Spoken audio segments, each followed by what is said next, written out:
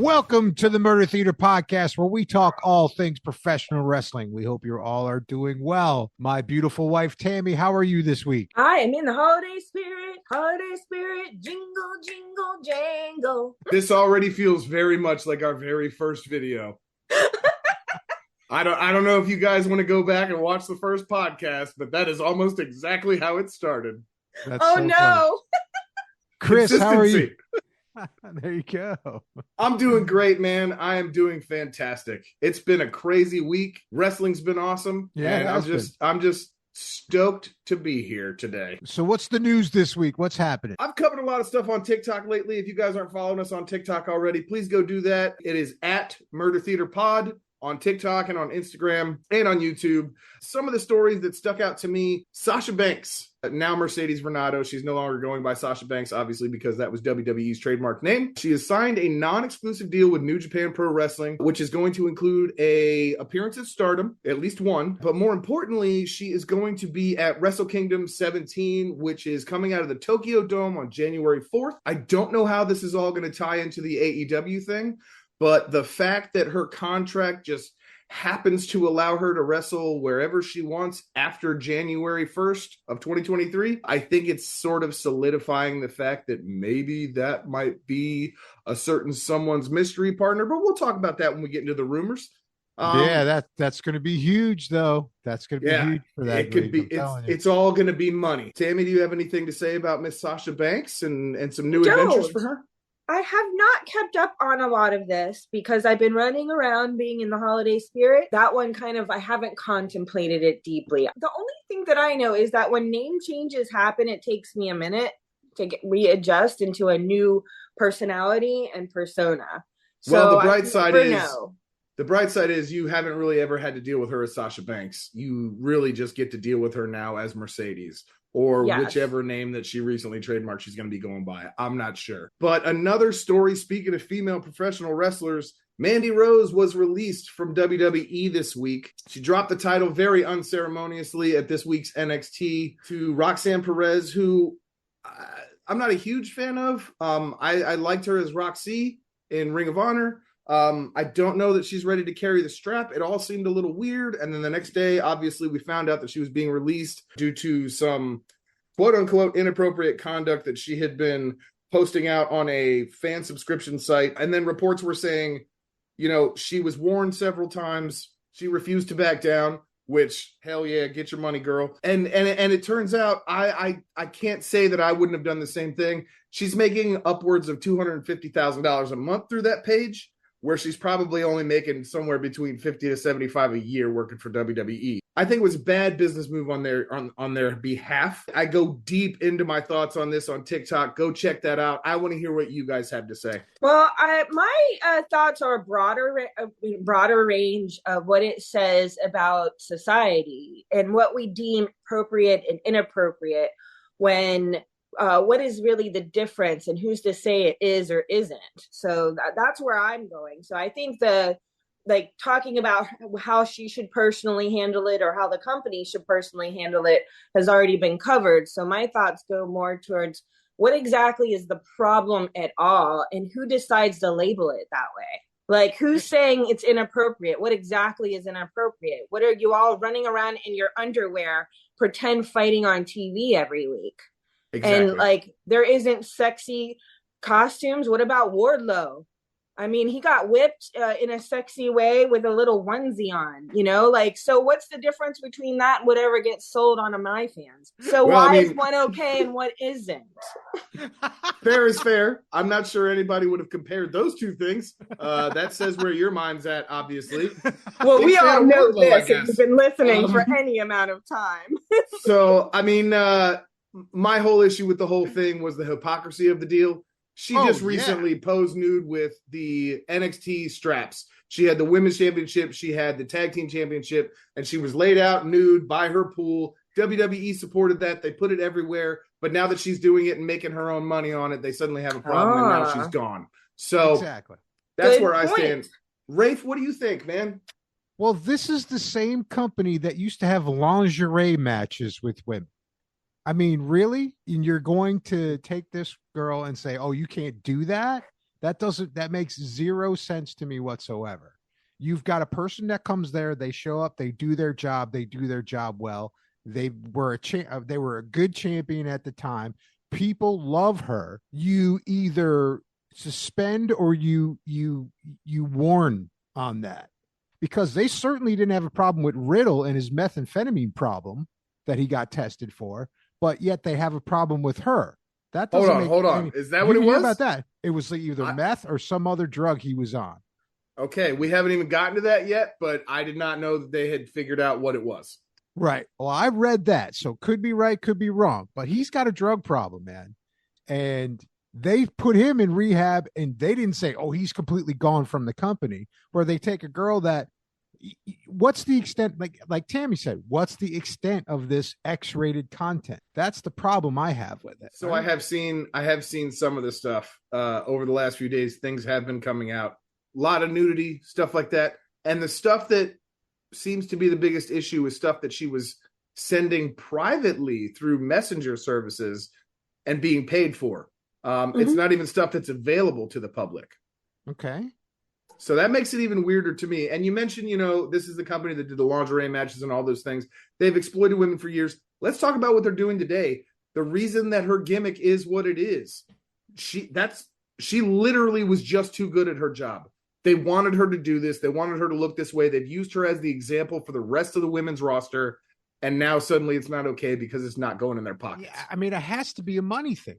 That's the only thing I could think of too, because the pop she would get when she would come out, the amount of attention that she got as a champion, why would you kill the golden goose? It doesn't make any sense to me. She was once referred to as the golden goddess. That was her gimmick for quite a while. So you almost hit the nail on the head there. You know what I mean? So it's like, are you kidding me? I mean, I don't know. I disagree with it wholeheartedly, but hey, AEW wants to back up the Brinks truck and throw it at her. Great. Bring her in. She'll be great. Impact is ready. Tommy Dreamer already said, come on over. We'll do everything. Let's make a deal. Yeah. Right. Yeah. So, I mean, and AEW be stupid if they didn't try to jump on this, because she'll bring viewers. I mean, she will. Especially after this. After this. I mean, I think they shot themselves in the foot when they did this, but big time. To think about how many people were tuning in every week to watch her because of her gimmick, because she is a very attractive woman, because of Toxic Attraction. They laid this out as a sexy gimmick, as something. It was all about body and sexiness and being pretty and attractive. Toxic Attraction. Gigi and JC are both still in the same boat, still there. And I don't know if you guys know this, Gigi posts a lot of stuff on her IG too. They don't seem to have any issues with that. Yeah, I don't know. But she's not getting paid for Instagram. So yeah, I mean, I don't know. It just seems kind of lame, and especially since you mentioned that was kind of Vince McMahon's project. Like he did everything he could to get her. I have mentioned that quite a few times, haven't I? Yeah.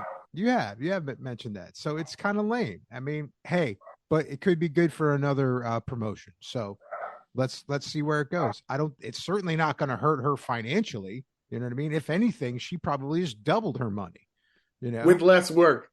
With less work. And she doesn't have to wake up when she's 40 years old and can't even move her legs. So, okay, good for her. So, I mean, lame, but lame. Exactly. Let's move on from that.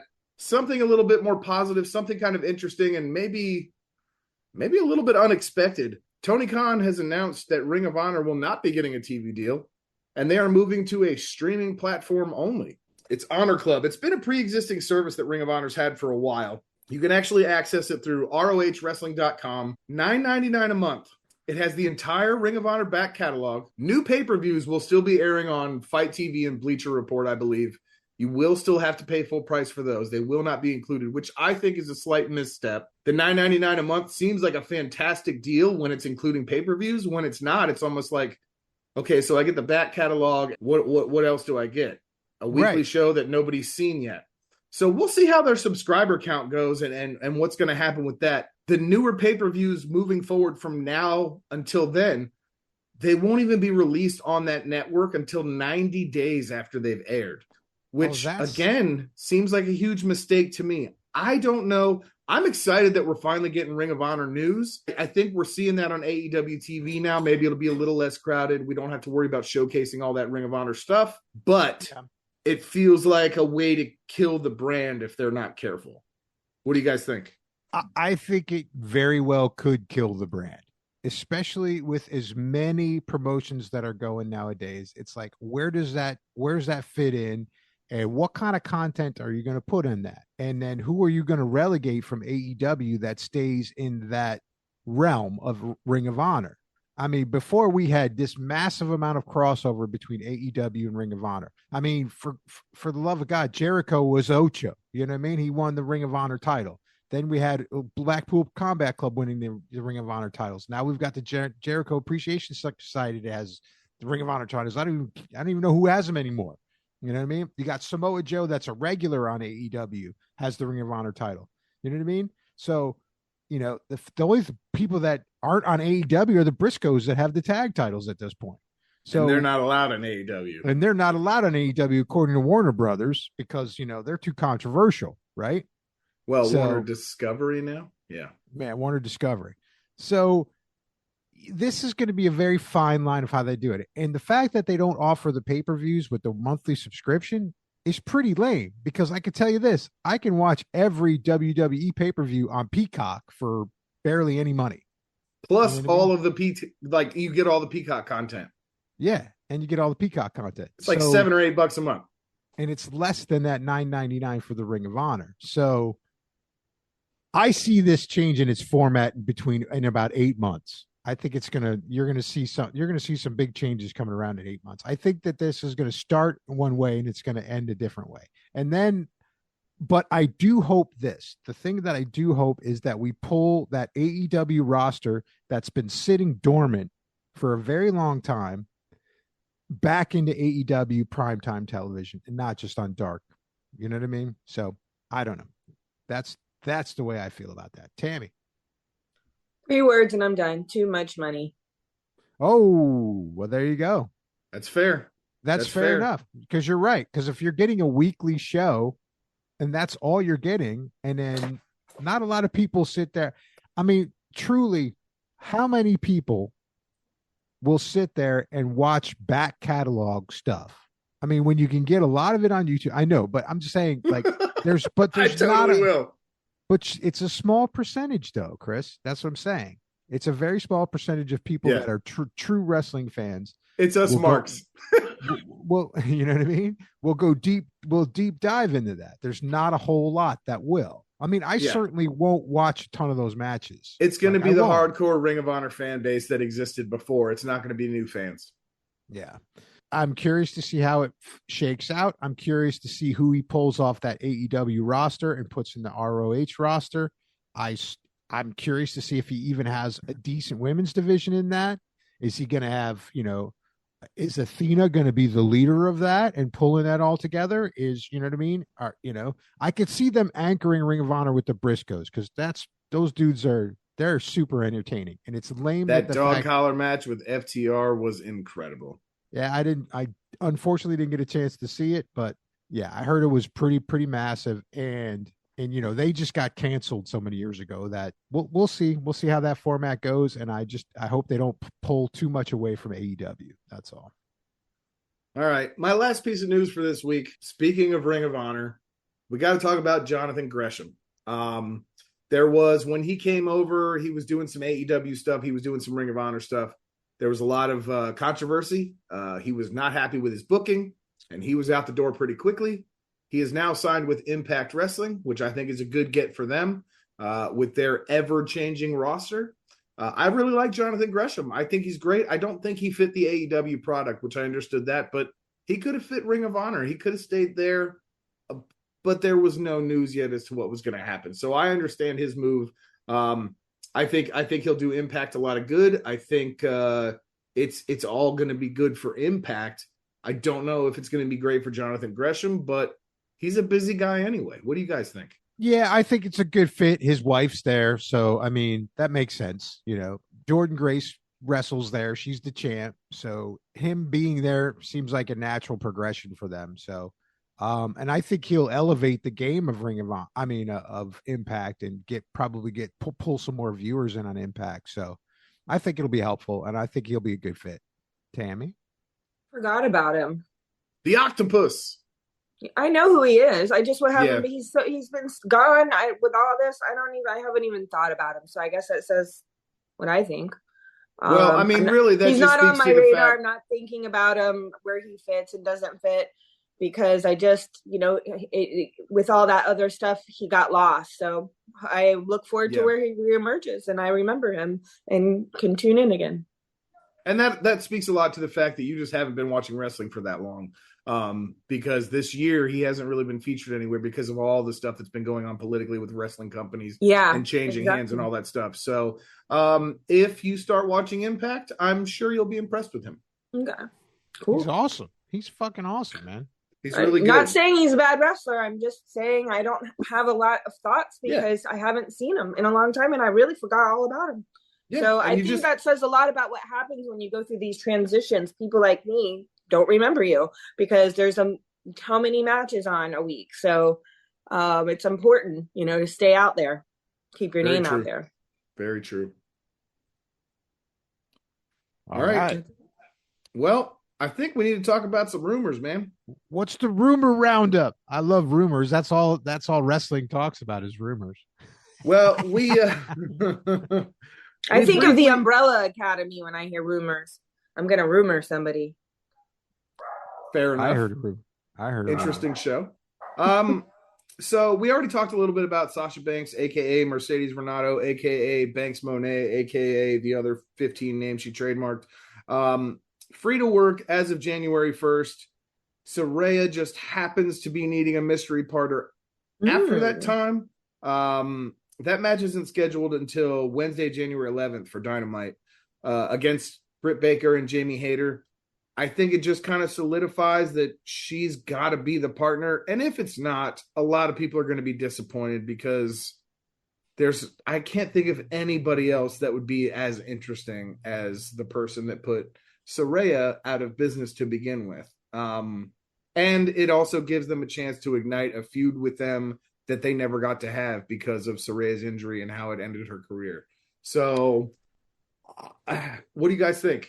Is it going to be Mercedes or is it going to be someone else? Well, who else would it be? Exactly. You know what I mean? Like, you have to look at it. And it's, and again, this is another thing that kind of upsets me about AEW.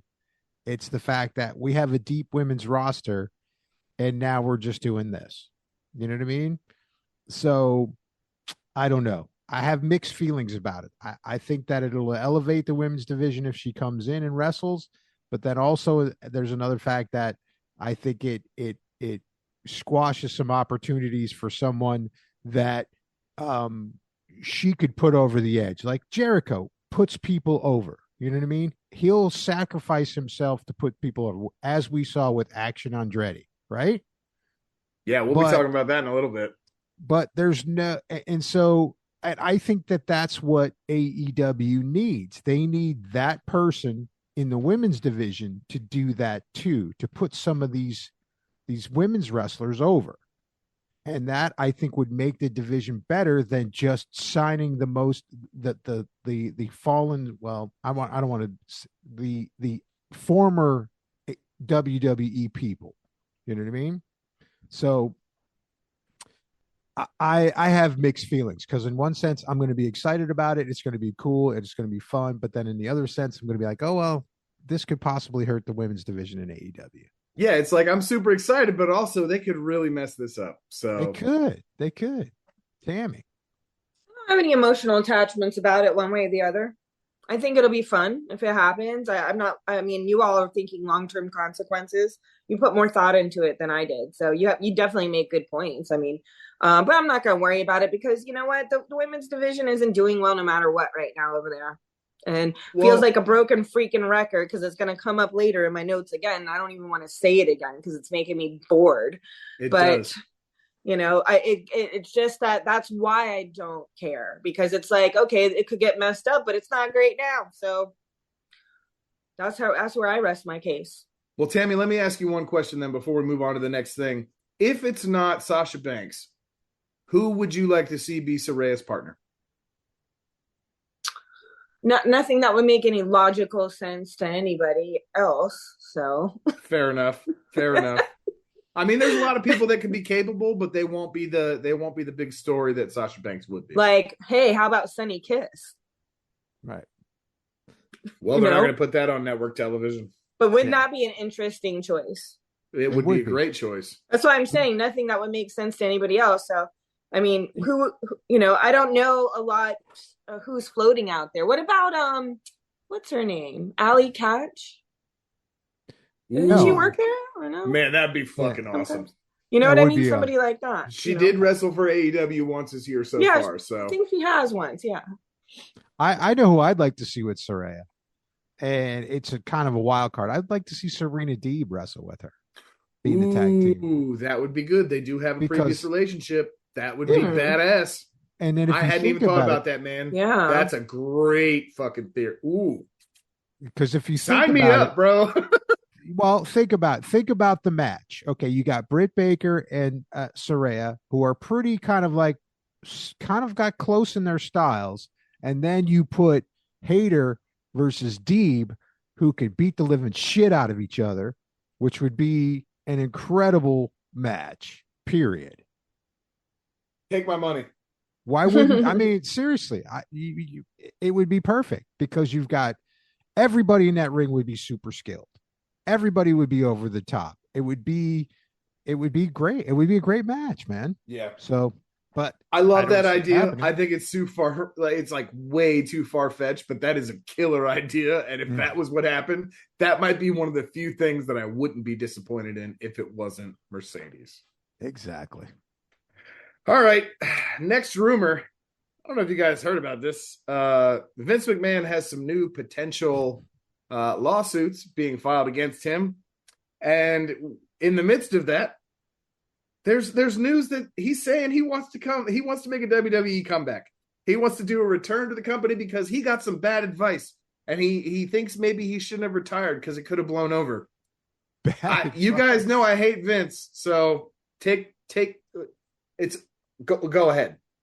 Feel free. No take backsies. No take backsies. Yeah, I wouldn't want it. I mean, if it happens, I mean, that's it's going to happen, but I wouldn't want him back just because, he's just going to start hacking things up. And I think Triple H has been kind of making some headroom on making some things better there. He tried so hard and got so far. Yeah. But in the end, does it even matter? I don't know, man. Exactly. So it's like it negates everything that Triple H did because what's going to happen. He's going to come in there and clean house and just do whatever he wants to do. He's not coming back, man. Nobody wants him there. Let's be real. What does that say? What would that say about a company with all of it being so public and not yet resolved, letting him leave and come back? What does that say? What tone does that set for everyone else? You can't get mad at nobody else, and you certainly can't be firing that one lady for her sexy pictures after exactly. That's what I was going to add in. I'm like, are you fire Mandy Rose, but yet Vince McMahon, he's cool with that, cornering chicks in his office or whatever he was doing, right? Cool. Yeah, we'll just let you back in. But yeah, sorry, Mandy, you're done. Even though people come to see you, they're not going to come to see Vince. Right? Exactly. I think the public will rebel. They will. Yeah. I'm going to say a little bit more about Vince later on when we talk about this past year. But if you guys are good, we can move on from that. Oh, yeah. So here's a little piece of information that I've been seeing pop up lately. Triple H may be regretting bringing back some of his rehires. There hasn't been any specific names mentioned, but a lot of speculation is pointing at names like Hit Row, potentially Karrion Kross, that maybe he jumped the gun a little bit. What do you guys think? Well, I've seen Karrion Kross wrestle a couple times. I think he's good.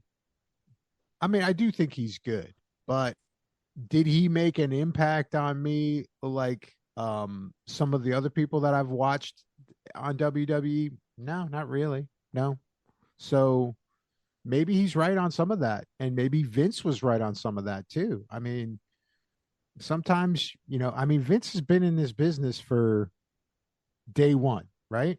I mean, a long time. I mean, so he was the business for the last 20 years. So. Right. So some of those decisions, I would say probably 90% of the decisions he made for talent were probably correct and spot on for it because he's a professional at his job at that time, right? I don't know about 90%. I'd say maybe like 60, like a 60-40 split. Yeah. Okay. Yeah. Well, we'll split the difference on that. That's fine. I think a lot of the talent that did get released that they should have brought back was already elsewhere. So they brought back the guys that Triple H did like that were not already contracted. And we know that there's been speculation that they've been reaching out to the other companies trying to get their talent back and tampering and all that stuff. Jericho himself said that they reached out and were like, hey, come back. So I don't know. Well, we'll see what happens. Tammy, you have any opinion on that? Hey ho, what do you know? Let's find out. That's all I have to say. All right. I got one more rumor. So it relates to SmackDown. We had a segment with Bray Wyatt and LA Knight. Uncle Howdy showed up in the same room at the same time as Bray Wyatt, which is the first time we've seen that happen. Clearly, it's his voice on the Uncle Howdy videos. Clearly. However, there is a physical person now being Uncle Howdy. Who is it? Who is it? Some people are saying Bo Dallas, which is his brother. Some people are speculating that it could be Dutch. You guys know Dutch and Vincent from The Righteous. I don't know if you remember them. Yeah. And they've been in a lot of WWE stuff lately. And there's rumors they've been signed already. Another name I've heard is Joe Gacy. It could be him. I have my own theory that's a little bit weird and kind of sideways. I think maybe it was originally supposed to be Barry Windham. And when Barry Windham had his health issues, maybe they gave old IRS a call. And it could be Mike Rotunda. The body shape fits. He's Bray's father, the Wyatt family, the new Wyatt Six. I don't think it's that far-fetched. I know it seems like a long shot, but it's not impossible. Yeah, I think it'd be really cool if it ended up being him, but maybe that's just me. I don't know what the rest of the world thinks about that. I personally loved IRS, and honestly, there is nothing scarier than the tax man. Let's be real. So if you're looking for a scary character, he doesn't have to talk. He doesn't have to get in the ring. He just needs to wear the gimmick, you know? Yeah. Bray does the talking. He just has to stand in the shadows and be badass. That's it. What do you guys think? Yeah, I mean, I haven't dove too deep into this yet, so I'm gonna have to go with what you think it probably is. It would be cool. So hopefully it is. So, but yeah, I don't have too much to say. I have to say, I fully think that the other speculations are probably more accurate, but I love my idea just because it makes no sense and it'd be super rad. Hey, sometimes you never know, man. You just never know. Yeah, you never know. And I like to expect the unexpected because WWE is great with swerves. Tammy, did you happen to catch that SmackDown segment? I don't think I did. No. Well, I highly recommend you go and check that out. It's all over YouTube. It's all over the internet right now. The White Rabbit stuff, we've been building this thing. We're going to talk about. I've been loosely following the White Rabbit thing, so I'm not completely unfamiliar, but I don't know about the segment you just mentioned. But it sounds like a fun bit. I think the whole story's been a blast. That's all I got for rumors this week, guys. Do you have anything else that you've heard through the grapevine that maybe I missed? No, you've covered everything that I was going to talk about. So yeah, man, you got it right. I certainly haven't. I don't have time to watch all the wrestling on the earth. I can't keep up with all the news, but these were the things that stuck out to me that I found interesting. So I wanted to talk about this stuff. I get you. It's been a crazy week just in the business, right? Oh, it is. I mean, there's been a lot of movement, and I mean, I don't know if they're just kind of setting it up for next year and to see what we're going to do, but hey, it's going to be fun. Well, I mean, if you guys are ready, I can do a quick recap of what's happened on every show that I saw this week and what I thought was interesting. And I would love to hear some of your thoughts and opinions on some of this stuff. You got it. You guys want to move on to that? We can. Let's do it. Sounds good. I'm ready. All right. So Monday Night Raw. First question. Did you guys watch any of Raw? No. Tammy? I was all AEW this week. But I hear you. I did catch all the top 10 moments, so I have a very general idea of it. So go ahead. All right, so the first thing on Raw that I thought was cool was Alexa Bliss. This young woman right here, Alexa Bliss. She defeated Bayley to become the number one contender to be Bianca Belair. Also right here, which I did not agree with that win. But It was a kind of a rough match. But I think it's all setting up towards something grander. Okay. So she beat Bayley. I love Bayley to death. Alexa Bliss is not really a believable opponent against Bayley, especially the way this match went. But the more important thing about this match was towards the end of this thing, after the win, Bianca got in the ring. She was going to congratulate Bliss because they were just on a team together at Survivor Series. They were. Bianca went for the handshake. Alexa said, "Give me a hug." The Wyatt logo flashed on the screen. Alexa Bliss grabbed Bianca, put her in the Sister Abigail. We were about to hit the move. She snapped out of it. What happened? I'm so sorry. And left. That's a cool I plot loved this, you guys. I loved it. Yeah. I think it's going to be super cool. I think the turn is happening where the wheels are turning. This whole Bray Wyatt faction build has all been so slow. It's a good slow burn. It's my favorite. It's long-term storytelling. I can't get enough of it. So then are they going to kill the Bianca Bayley thing that's been going on forever in the ladder match and her pushing towards to getting the belt? I mean, I don't think we're done there. Dude, I thought for sure like 3 months ago, Bayley was going to have this belt by now. I really did. I mean, truly. I was like, oh, man, she's going to get it at some point. They had that sick-ass ladder match. They had all kinds of shit going on. And then all of a sudden, now this, I was like baffled by it. That's why I was like, why did Alexa Bliss win that? I figured Bayley, this would be the time that Bayley comes in and wins the belt, and carries it and has damage control, like running the fucking Raw. So yeah, I don't know. I don't think that it's necessarily over. I think we're just going a slightly different direction with it so that we can start to speed up this Bray Wyatt faction process, which we did more on SmackDown. So okay, I mean, I'll take it, but yeah. I'm a little disappointed because I think she's pretty awesome wrestler. So she's one of my favorites. I love Bayley to death. Yeah. She's tough, man. She kicks ass. And she does good matches, man. She did those good matches with Bianca, man. They were good. And I love this version of Bayley. I was a fan of her back when she was doing the inflatable arm flailing tube men as her thing. And she was the side pony, happy, super bubbly gimmick, which Kylie Ray kind of ripped off, but we don't need to talk about that. Yeah. I agree with you about Bayley shouldn't have lost to Bliss, but I do like where it's going. Tammy, any thoughts? No. Okay. I got to get her up to date on some of that stuff. So, well, the next thing we have, so we had some small developments in the Kevin Owens, Sami Zayn Bloodline feud. Solo had a match with Elias, and it sort of just set up the SmackDown angle later. Mm-hmm. I thought it was great. I didn't really know where it was going to go, though, until we got to SmackDown. Any thoughts? But the best part of that whole thing was when he pulled out what's his name's lyrics and sang them.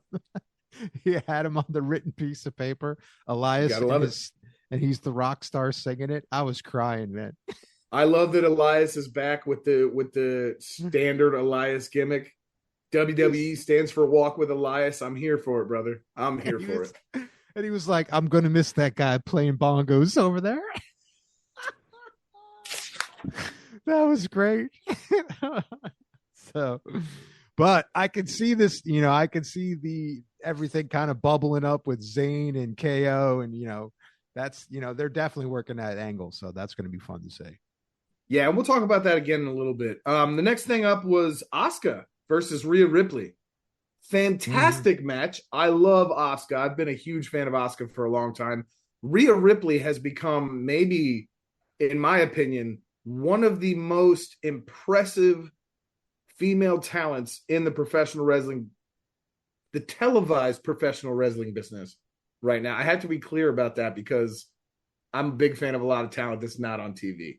But I love Rhea Ripley so much. She kills it. She can walk me like a dog, man. Put a leash on me.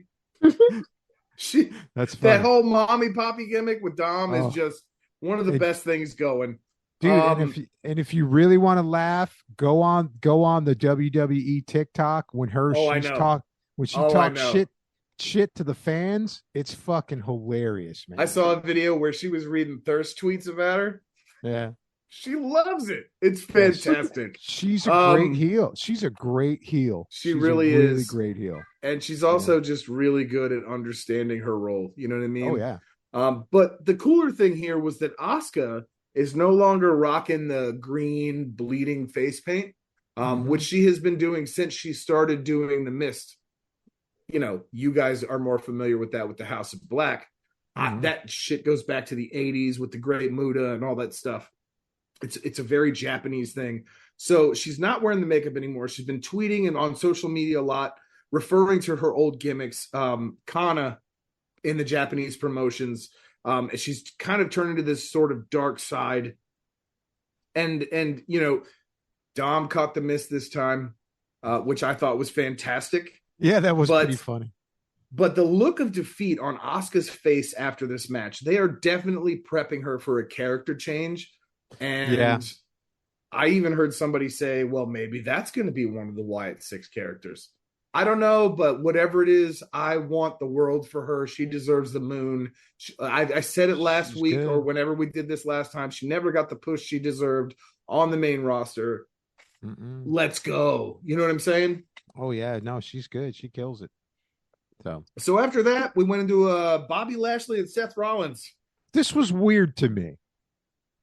But they beat the living tar out of each other, man. They did. They beat the shit out. I like Seth freaking Rollins. He cracks me up, dude. It almost felt like a shoot fight with these two. I can't tell if Seth Rollins is a heel or if he's a baby face. I don't know what Bobby Lashley's doing, but they just went to freaking war, man. And then he got Seth fired. won the match. And then Bobby got kayfabe fired, which I feel right now in the spectrum of what's going on in the professional wrestling world and with all the Mandy Rose stuff specifically in their company, I feel like kayfabe firing, it's just bad taste to me. Yeah, well, maybe they didn't know that though at the time. I mean, because NXT. Maybe, what they didn't know was that people were going to pay attention. They got to know that by now. They didn't know that people like me were going to have a problem with that. But yeah, Bobby Lashley's a machine. Dude, I don't know where they're going with the firing gimmick. Hopefully it'll turn into something cool. That guy's chiseled out of stone. Seth Rollins is next in line for the U.S. title. Yeah, and he's entertaining. He's entertaining his shit. He'll do a good job on that, man. I'll tell you. Yeah. Tammy, any thoughts? I did see some of that this week. I don't know how, because I don't remember sitting down and intentionally watching it. But a lot of it was actually, when you were talking about it, I recognized it. Maybe I was looking over Rafe's shoulder. I don't know. But I know that. You were watching it with you when I was watching the recap. And I find all of it incredibly enjoyable, and I've been liking it all. And other than that, you all covered the details. Yeah. Cool. Nice. Well, the next show obviously was Tuesday, NXT. Yeah. And that's the big one. That was when we had all the controversy. Yeah, I don't know if I'd call it a big one. It was certainly an interesting one. Some positive notes from NXT this week. Dijak has returned. Formerly, I guess he was, what was he? Was he T-Bar? Yeah, he was T-Bar in Revolution. God, whatever the name of that stupid faction was. Before that, He had a glorious run in NXT as Dominik Dijakovic, and the whole world was behind him. They moved into the main roster, fucked everything up. I think this Dijak character is awesome. I think that if he can start a feud with Tony D'Angelo and the boys, I think it's going to be great. Were you guys watching NXT? What do you think? I caught a little bit of that plot line. I can't get my head around Tony D'Angelo. I love it. Coming from an Italian background, I think the whole mafia thing is fucking played out. That's fair. That's fair. I have a tendency not to pay that much attention to it. I think he's a character. I think he's funny. I think he's definitely entertaining. But there's other parts of NXT for me I'd rather focus my energy on. That's fair enough. That's fair. Tammy, anything? I watched 0 of it this week. So right, I'm not going to win. We'll just speed right along then. Ivy Nile and Tatum Paxley had a match with Toxic Attraction. And in hindsight, it's so weird and cringy that they were on this show in all of this Mandy Rose stuff. But yeah, they're going to get caught in this riptide, this undercurrent of bullshit. And it's a shame because both of those wrestlers are really good in Toxic Attraction. Well, I mean, this match was kind of a throwaway anyway. It was really just setting up the 6-woman triple threat for next week with Kaden Carter and Katana Chance, the current NXT tag champs. I really think those girls are good, man. They are. I feel like maybe the original direction was probably to give Toxic Attraction the belts back, but I don't know if they're going to go that route now. Probably not. They no longer have a leader. So we'll see what happens. I'd love to see them go to the main roster and do something else. I'd like to see Kaden and Katana kick ass for a little while. They've been putting in work for years. Yeah, I don't have too much more to say about that, man. Yeah, I mean, I think with this whole NXT, I think we're going to have to see what happens. I think there's going to be a lot of shit that changes within NXT that they've got to try to iron out some wrinkles on this one at this point. There's a lot of moving parts and gears spinning right now with NXT. Mm-hmm. All right, well, next up, The New Day. It's a new day. Yes, it is. I cannot tell you guys how much I love The New Day and the Power Positivity. They've been one of my favorite factions for a very long time running. I love that they're in NXT now. I think their gimmick just fits the branding so well. And really, there's not much left for them on the main roster. They've done everything. Kofi, I think, I think he has the record now for the most tag team wins between what he's done with New Day and various other tag partners, including CM Punk over the years. This is a great way to get them down there. And they're still young enough and still great enough to elevate so many other teams. But they had this segment with Pretty Deadly, who I actually really dig. I think Pretty Deadly's kind of a great thing.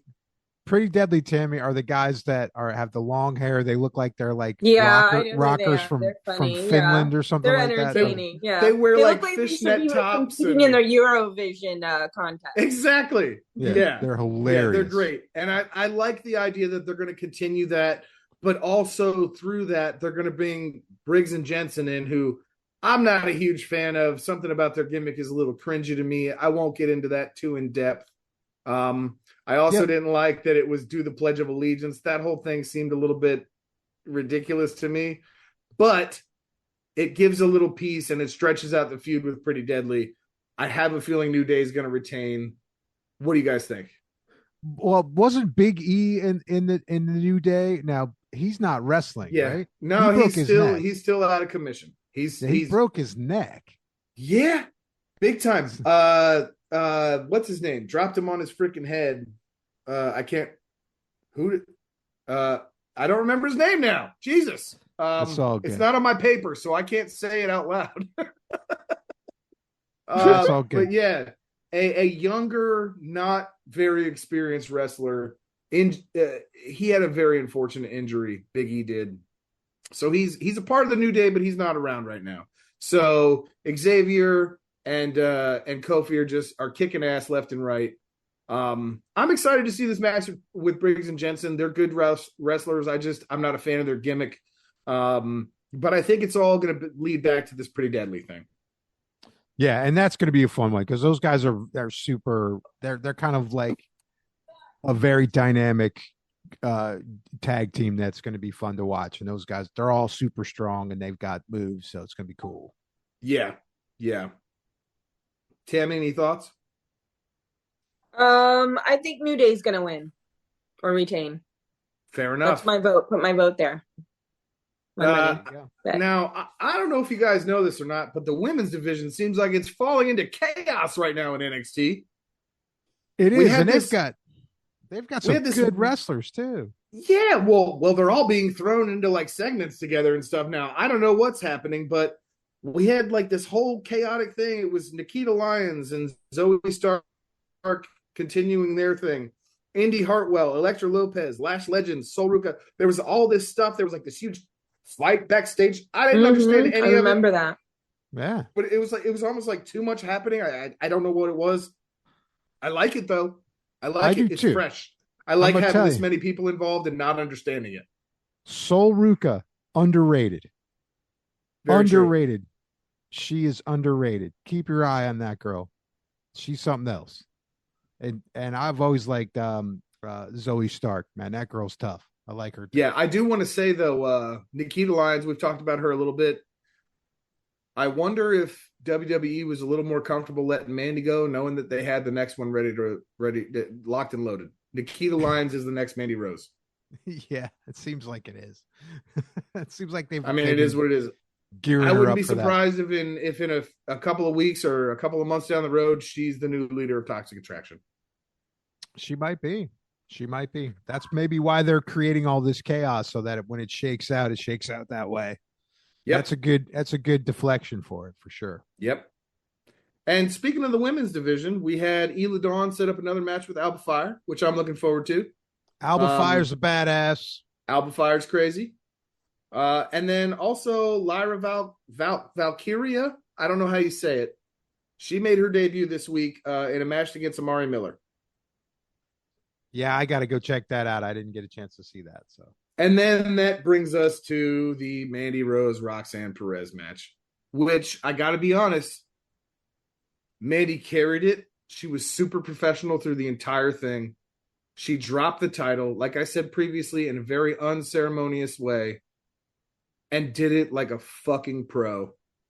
And regardless of what anybody's stance is on Mandy Rose being released, you cannot deny the amount of commitment, the amount of work she's put in, and just overall the amount of improvement and development over the years from when she started with the company to now.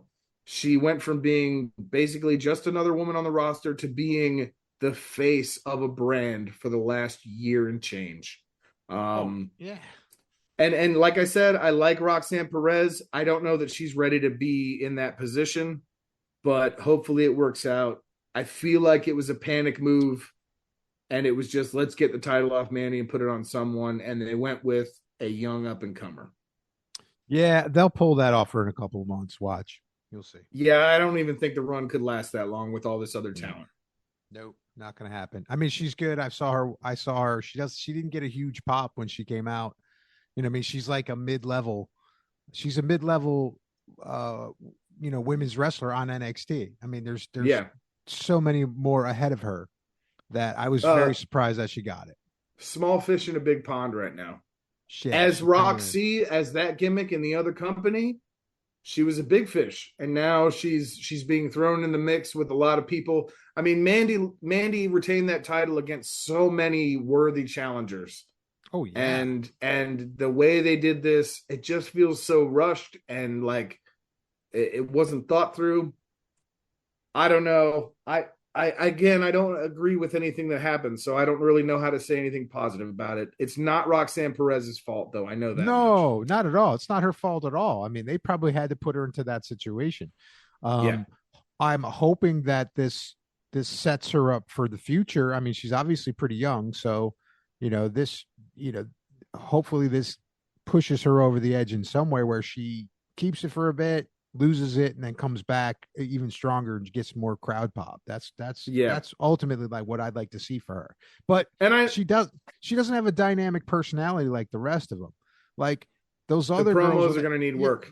The promos are going to need work. Those other girls come out, man, and they just have something. And she just comes out, and I honestly almost mixed her up with Cora Jade when I saw her. I was like, I mean, like from a distance, I'm like, oh, who's that? Okay, all right, that's not her. You know what I mean? Because it's like they blended together. You know what I mean? It's like Roxanne Perez or Cora Jade or Sky Blue. What are you doing here? Right. What's going on? I felt that way because it was like there's no personality. I mean, like Zoe Stark, they're very similar. Yeah, she's got a personality, right? She's got a personality just coming out to the ring. You know what I mean? Nikita Lyons has got a personality just coming out to the ring. Indy Hartwell has a personality just coming out to the ring. You know what I mean? She's got this pop to her. So I don't know. Hopefully they do it right. And she's got a long way to go in this business. So hopefully we'll see it come through and she really finds her footing in it. So just like I'm hoping Sky Blue finds her footing in it, because I think she's a technically good wrestler. For sure. She just doesn't have the gimmick yet. Yeah, she's got to work on the non in-ring parts. Right. And and that's just going to take time, man. That girl's like 23 years old or something like that. We are talking about a lot of young women in these scenarios. Right. A lot of people who have very little life experience behind them. Right. Not everybody could be 26 years old in MJF. They just can't be. He's seriously. Honestly, he's 1 in a million. He really is 1 in a million. Oh, God. Right? He's 1 in a million. I believe it's once in a generation is the tagline. Well, then there you go. Because no one could talk shit like him, and he's 26 years old. Think about that. Yeah. I mean, that's impressive. Fair enough. He's a generational talent. He is. That's it. Generational talent. You got it. I fucked it up. Thank you. You're welcome. Well, that was it for NXT, man. Dynamite. So we've got to move on to AEW Dynamite. And Tammy, Rafe, I know you guys watched Dynamite this week, so maybe you don't have to listen to me rant and rave and only share what I know, What'd you guys think of Dynamite this week, by the way? It's a good show, right? Yeah. I liked it. I liked that show. I thought it was fun. I thought even Rampage was fun, but we'll get back into that at some point. I don't know about that, but we'll get there in a minute. Yeah, we'll get there. First thing we started Dynamite with, the next installment in the Best of 7. Another fantastic, creative, how have we not seen this stuff already with these guys match? Every time they're doing a match, it's new stuff, and my mind explodes every time. Like, I love it. Where are they coming up with all these ideas and shit? It's this thing with the hammer is great. Now all 3 members of Death Triangle have used that hammer. We're setting them up as heels, clearly, despite the fact that we love Ray. We love Penta, even though he's certainly more on the heel side to begin with. He is. No. Pac is nowhere close. Hero. There's no one better than the bastard. Pac is nowhere close to being a babyface. He's definitely the bad influence of the crew, I would say. But this match was fantastic. Nick Jackson deserves an Oscar. Yes. Oh my goodness. I legitimately did not know, is he really hurt, until he came back out and they had to hit the leg with the hammer. Then I was like, okay, it's all bullshit. I loved it. I loved it 8,000%. I'm super excited because after the match, we got the promo from Kenny, which was supposedly an unapproved promo that he cut with no permission, announcing the fact that they're going to be doing a legal weapons match next, a Falls Count Anywhere match after that, and the final in this thing, which is going to be the final, is going to be a ladder match with these 6 crazy sons of bitches. So cool. I love all of this. Any thoughts? Go ahead, Tammy. I took up a lot of space on this. I freaking love it. I love all of them. We all know how I feel about Ray and Death Triangle, and I agree. It is normally this would be like, oh, it's so redundant, because it's 7 of them, but nope. Like you said, they are such professionals that they can keep upping it every single week. And what a way to start out. Like that sets a tone. So I love it. And I'm with you. I was worried about Nick too. I was so worried. It had me going, and I love it. It's hard to get one over on me, and I love that they were able to. So that's all I have to say about that. Yes. First of all, yeah, I want to add real quick, Rafe, before you start going. This was the first time I saw a kayfabe injury in AEW that felt legit. Yeah, like I did not know. I could not tell it was bullshit until the very end. Yeah, I was truly concerned too. I was like, oh no, dude, not Nick. I mean, that's going to be lame because I'm like, and then I start thinking all this crazy shit like, oh, they're not going to make it to the best of 7. I mean, the game seven. Okay, so for anybody that doesn't follow like 7-game series, okay, in the NHL. Oh boy, here we go. You got the 7-game series. The wrestling podcast, right? Listen to me. Just escucha. I know, man. I know. Go ahead. You got the 7-game series, and when it comes down to the 7th game, it's do or die, and it makes it fucking awesome. If a team gets swept in 4, it's lame.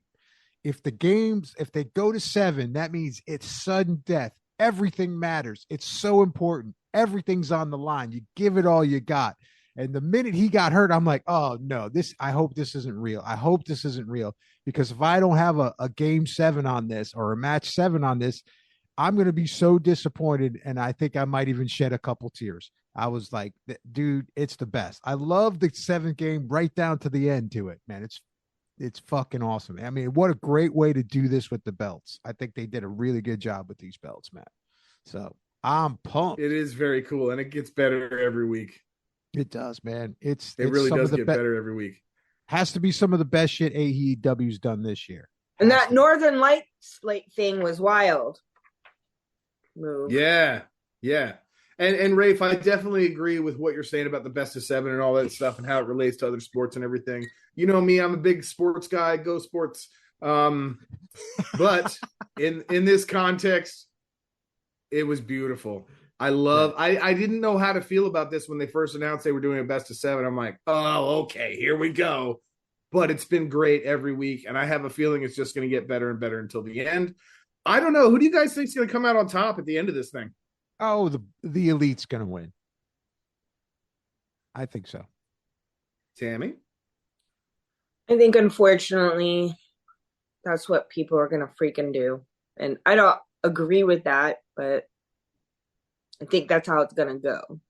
Hey, if the Death Triangle goes down after 7 killer matches, that doesn't hurt them in the slightest. Not at all. It makes them everyone legit. Is going to remember this. Everyone's going to remember this series. This is going to go down as one of the greatest feuds in AEW history. Absolutely. They set it up perfect. They set up the best way for the Death Triangle to lose the belts if they have to lose the belts. They really did. Yep. You know, they made them legit. They made them, hard asses. They made them, everything possibly that they could be. So I got no problem with it. It kind of sucks, but hey, I got no problem with it. Well, let's move on from that. The next thing we had was the Acclaim. The Acclaim. Yo, listen. Caster was cutting a fresh rhyme only to be interrupted. Slap nuts. I mean, I think I heard an Elon Musk reference. There was something else in there too that was really good. This is one of the ones where I was like, damn, I wish he could have finished it because I feel like it was a good one. But I also know that he probably only wrote just enough to plan that attack. The attack I'm talking about, of course, is Jeff Jarrett, Jay Lethal, Satnam Singh, Sanjay Dutt. Out of nowhere, they're going to feud with the Acclaim now, I guess. I was curious, where's the Acclaim go from here? Because I'll scissor all day with these dudes. I love them. Maybe my favorite tag team outside of FTR right now in the business. And Daddy Ass is playing his part so well. And I still think we're going to eventually get to something with the Gun Club where Daddy Ass turns. However, I'm in love with all of this, and Jeff Jarrett. I love Jeff Jarrett. I've had so many decades of loving and then hating and loving and then hating Jeff Jarrett. I hate him so much, but God, I love him so much.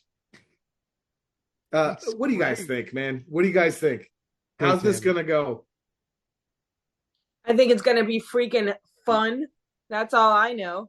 That's the one thing I know for sure. Oh, yeah. Oh, Jeff Jarrett he's my new MJF of how much of wrestlers I love. He doesn't replace MJF by any sense of the word. Trust me. But he is awesome. His promos are awesome. The confidence that he has in him, you could tell he's been doing it for 75 years in the business. As a family. As a family, which I just love it, man. I love that Jeff Jarrett shoulders 75 years, and we've been in this business. He's in his late 50s, I think. 75 years. You slap. I mean, he's not wrong. He's not wrong, and he has impacted the world of professional wrestling repeatedly over and over again. I don't think he gets the credit that he deserves for how much he's evolved the business. Dude, I love the gimmick, though. I love that the guitar is still around. I'm excited to see where it goes. Do we have anything else to say about this? No. All right, cool. Let's move on.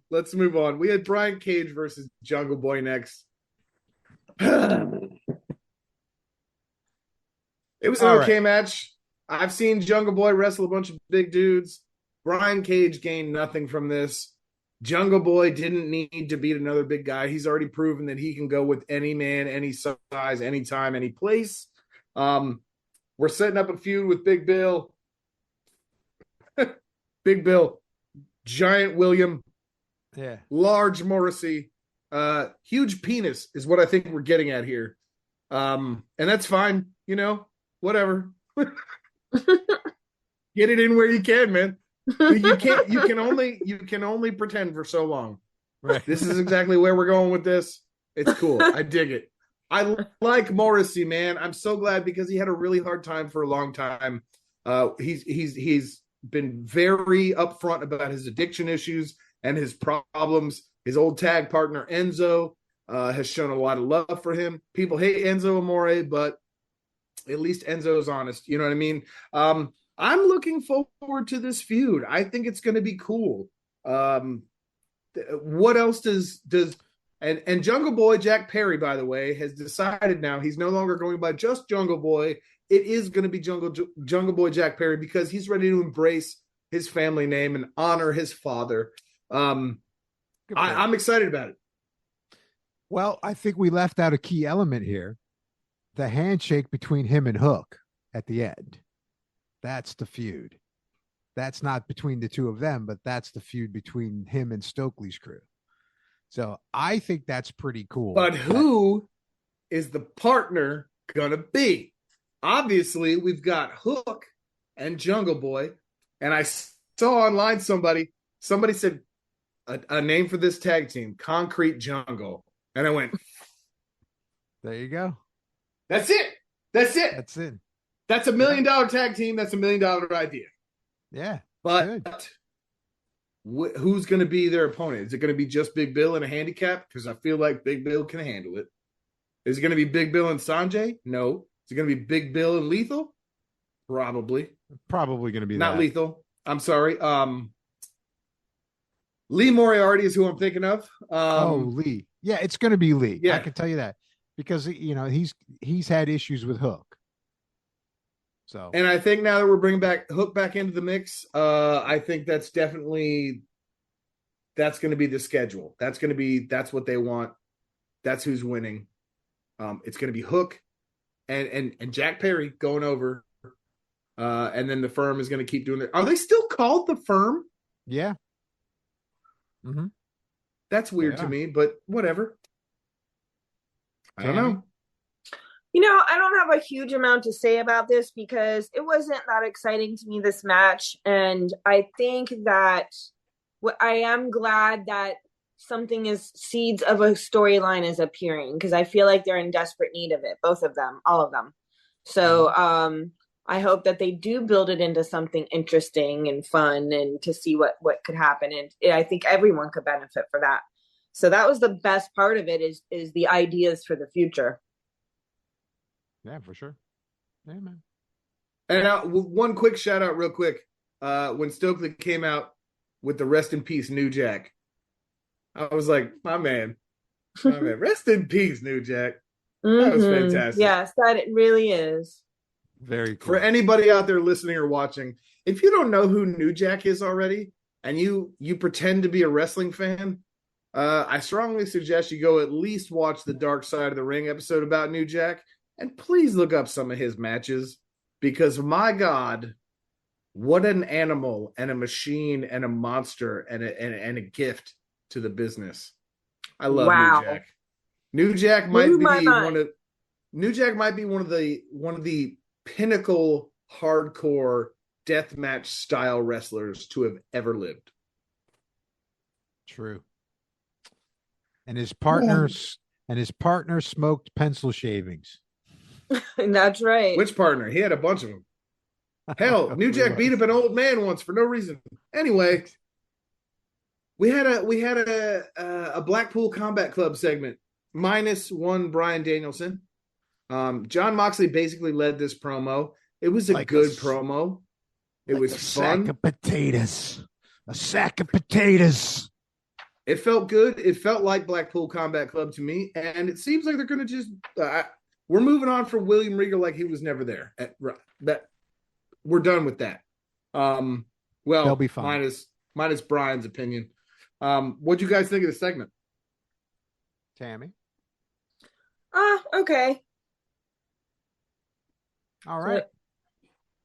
Okay. I thought it was cool. Moxley can basically carry the entire company on his shoulders. Yeah. It's like, it doesn't really matter. You know what I mean? And he has.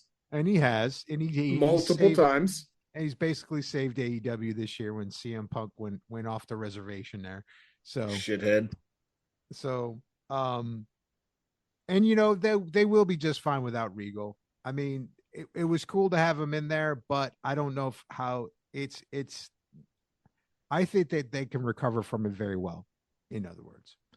And, the only thing that I have concerns about is the only person that really can do a good promo in that group in the Blackpool Combat Club is Moxley. Mm-hmm. I mean, Danielson. Yuta's getting better. No. Disagree. Claudio is not very good. And Claudio's strong suit has never been compelling promos. It's been his in-ring work. He's a great professional wrestler. He's not a great talker. But he's endearing. He's very endearing. We're going to sit down and talk about this like men. So I love that. So that's my favorite thing. But that's a pretty good Claudio, by the way. I mean, it is. So, but I as long as Bryan Danielson's been in the business, promos are not his strong suit. He's had some okay ones. I have not been that impressed with his promos. Maybe I haven't seen enough of them. I haven't seen probably the stuff in the past. He's probably done better, but stuff that I've seen, it's good. It's just I don't think it's as good as Moxley. That's just my opinion. Here's what I'll say: Bryan Danielson's babyface promos suck. His heel promos, when he's actually in heel mode, are phenomenal. It's like we were talking about last time we did the show. When he was doing that whole crunchy hippie gimmick, that shit was gold, man. I mean, go back and watch it. Watch the condiment fight he had out at the concession stand with whoever it was when he was yelling about consumerism and how Americans are all fat and stuff. Go watch that. Okay, it's good stuff.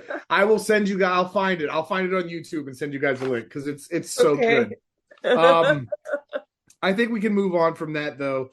But before we do, I just want to say last time we were all together, we were talking about William Regal and is he leaving? Why is he leaving? All that. It's since been confirmed. Obviously, he's going back to WWE. He will not have an on-screen role at least until 2024. He's going to be backstage. He's going to be working with talent. He's going to be doing what he loves, which is coaching. I totally get his move now. I totally understand it. I didn't necessarily get it before because I thought they had some good stuff going. AEW definitely could have benefited from him more than WWE could, but he wants to go work with his son. Yeah. And that's been his biggest thing. He's saying, I have a few years left. I want to be able to work with my son. And that to me, it was like, as a father, say no more, brother. Yeah. Got it. That makes sense. It totally makes sense.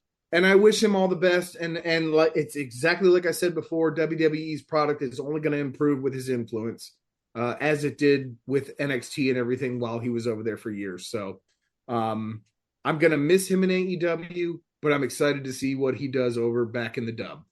Yep, for sure. Moving on from that, House of Black versus the Factory. Our favorite faction, guys, House of Black. House of Black.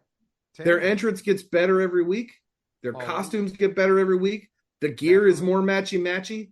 They're all wearing really cool masks now. Julia Hart's a badass. She's no longer a little cheerleader that doesn't belong out there with a bunch of dudes. I'm kind of afraid of her.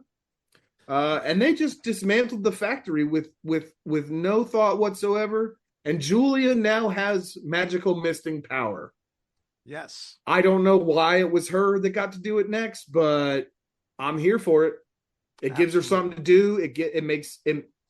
She now has a role that makes sense in the group. She can be the mist. She can be the one that does the dirty work while the guys do their thing. Yep. And while I'm sure she's still training and stuff in the background, I have a feeling as she develops, we've seen recently her wrestling has gotten much better. Her in-ring work has gotten crazy. I love this whole thing. The House of Black is literally maybe the greatest faction AEW has ever had or will have. What do you guys think of the match, though? Tammy. You know what's weird is I don't have any notes on the match. It just says this. It just says, love Julia and House of Black, looking good, but not sure their goals. And that's all I wrote. It's like a mystery. As is everything with the House of Black. Yeah. Rafe, what do you got, man? First of all, it's fun. It's great. I'm glad that all that bullshit about Malachi not coming back and doing all this stuff is in the past, and that the House of Black is back. I love Brody. I love Buddy. I love Julia. I always have since day one. I want to know what they're trying to do with this. I think that they're setting up a big feud between them and Death Triangle. That's my thoughts. But where other trios are going to be involved in this, or are we going to see them doing individual stuff, or how are they going to work this? Are they going to put more matches on Julia? Is she going to get involved, or she's fucking with the women's division and messing them up? I mean, that's what I'm really curious to see, because that could make or break the House of Black. As cool as they are and as cool as the promos are, if we don't have decent matches, it's going to get old. You know what I'd like to see? I'd like to see Julia continuing to do her solo matches and be escorted by the House of Black and have them be at ringside and have them be the backup and have them be the distraction. That's something you don't normally see with a valet type character, is having the crew back that person up when they're wrestling. I think that could be fantastic. Yeah. And imagine this. Let's say she decides she wants to wrestle the Bunny, and you got the Butcher and the Blade in Bunny's corner, and you got the House of Black in Julia's corner. How fun would that be? That would be totally rad. I would love it. You know what I mean? That'd be cool for me. Right? I'll take it all day. I Stuff agree. like that, you know? I agree. I don't know. We'll see where it goes. Yeah, man. Butcher and Blade. on the outside, House of Black on the outside, Julie and the Bunny going at it. Listen, you crumbs. Listen, you crumbs. Dude, the old school language that Andy Williams does is just killing me, man. I love him. Butcher and Blade are absolute treasures. All right. Any other thoughts on that? Or are we moving to the next thing? Nah, man, we're good. So next up, we had Action Andretti versus some jobber, some guy named Chris Jericho. Absolute squash match, completely destroyed him. I loved every second of it. I loved that the crowd was so behind Action. I dug every moment of this. What'd you guys think? I loved it because it was really, truly a shock. I was shocked. There was just no way I wasn't. I was just like, there's no way Jericho's losing to this dude. So that was a really cool thing to do. We talked about it earlier. I'm like, that's a good technique for bringing these people over. And that's an awesome thing to do for the company. And for Jericho to do that for the company, I think is totally dope, man. I think that's a good way to put these stars over. He obviously believes in this guy enough to bring him out there on this big match. And I'll tell you what the best part of the whole thing was Jericho's fucking tantrum in the back absolutely had me in tears.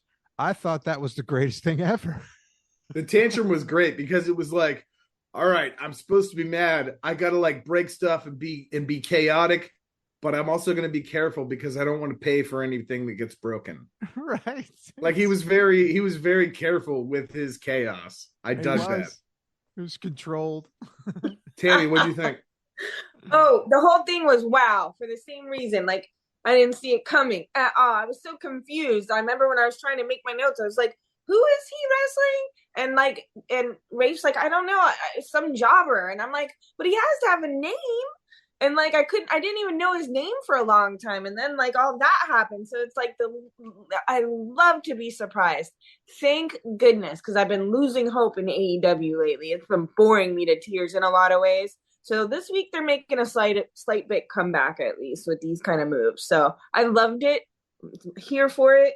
And I'm looking forward to seeing what happens next. I also don't know if they did this on purpose, but when they announced him and put the name band up on the screen, it was actually Jericho. It was Jericho. Oh, was it? Yeah, it wasn't even the guy's name. That had to be on purpose. What was throwing me off? That's why I kept. I feel like that was Jericho's idea. He was like, "Put my name up." I know, dude. It was great. I was like, I hope this is for real. I hope they didn't just make a mistake. It made the angle so much better. Action Andretti, awesome. Reminds me of a cross between like Buddy Matthews and what's it? It's a guy I love. Blake, help me out. Blake. I can't remember. He wrestles in GCW a lot. He's been doing a lot of AEW dark matches this year. Oh, God, I feel like an asshole now because I'm a big fan of his. Anyway, he reminds me of some very talented guys. Rumor has it Jericho saw a dark match that Action Andretti did and went, I can make this guy a star. I want to take him under my wing. I want to put him over. I want to do everything I can. And you know what? Isn't that crazy for a vet to go, oh, here's a young up-and-comer with talent. Let me fucking put them over. Wow. No, it's fantastic. Cool. What kind of world would it be if all the vets actually put people over without worrying about themselves? Holy shit. Well, that's because Jericho has stock in the company. Imagine all the people. Right? Jericho wants this company to be successful, man. I guarantee he's got a deal where he's got some stock because he's got some type of investment in it. I know he does. He's a smart businessman. Yeah. And so for him to do something like that and put this younger talent in there for the future, all he's doing is setting up his retirement fund. And it's awesome. Right? It's true. Yep. And so why wouldn't you do that? I think everyone should do it. Jericho's 53. He's old as I am. He ain't gonna be able to do this forever. I mean, he's just not gonna be able to. I mean, he got a year left, year and a half. Dude, it hurts. Trust me. Yeah, but he's got a commentary career ahead. He's got the Jericho Cruise. He's got Fozzy. He's set for life, bro. Absolutely. But still, why not make more if you're invested in AEW? Put everybody else over on your way out. Yeah, I mean, you might as well. Very fun, very cool. Tammy, I heard you singing. Yep. You may say I'm a dreamer, but I'm not the only one. Hope and while we're talking about join us, and the world will live as one. While we're talking about catchy songs, Ruby Soho is back. Destination with a brand new nose. Yes, she does. And she had a mess. I almost said she had a mess because it was a mess. She had a match with Ty Mello. Okay. Listen. Hold on. I have things to say. I like Ty Mello. I still like her as a performer, but I just can't stand her character anymore. Her and Sammy both have go away heat to me. Period. I thought Ruby was going to get her comeuppance. Anna Jay came out, spoiled all the fun. And where was Willow? Where was Willow to return the favor to Ruby? Willow, it goes, you scratch my back, I'll scratch yours. There was no back scratching. Willow should have come out. I want to see the tag match yesterday. Go ahead, Rafe. Well, Tammy, you go first. Give me a comment on this. I don't really have much to say about this. I'm still like, I don't know. Something isn't clicking for me and everything for some reason. I don't know. Ruby's comeback should have been bigger, and I don't know. Like, there should have been more build-up and promos and some shit talking with each other.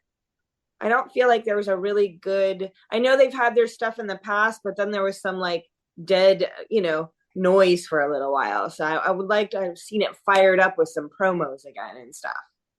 Get us back into it. And that's a very good point, because I'll be perfectly honest with you. This is the only feud with the women that really is kind of strong if you think about it, because number one, listen, hear me out.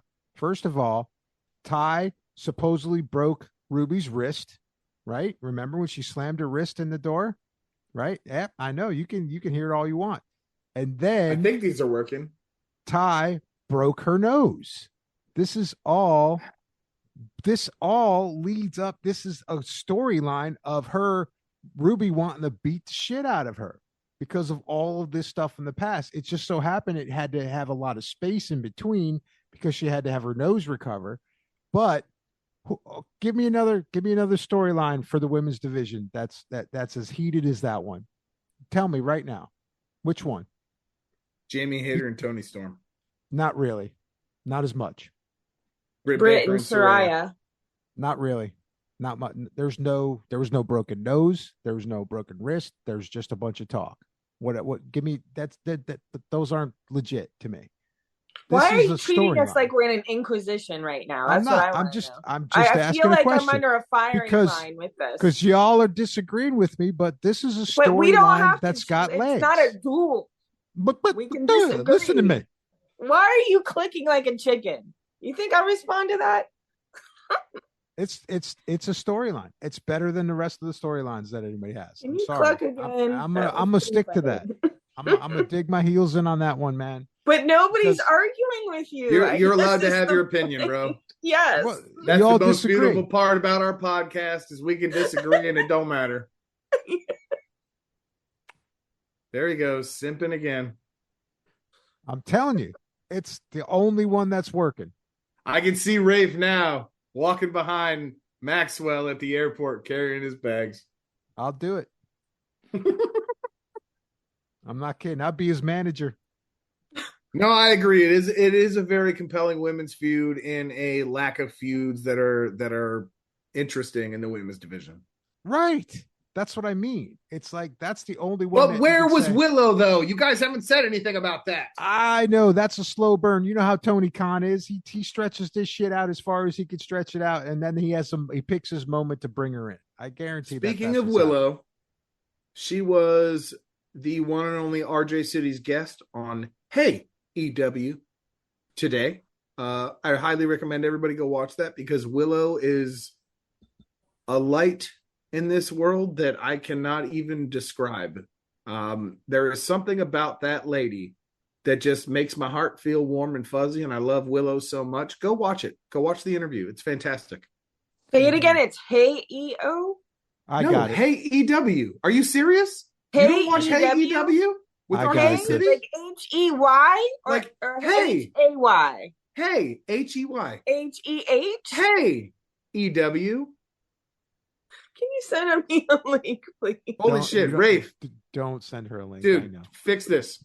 I will. What's happening?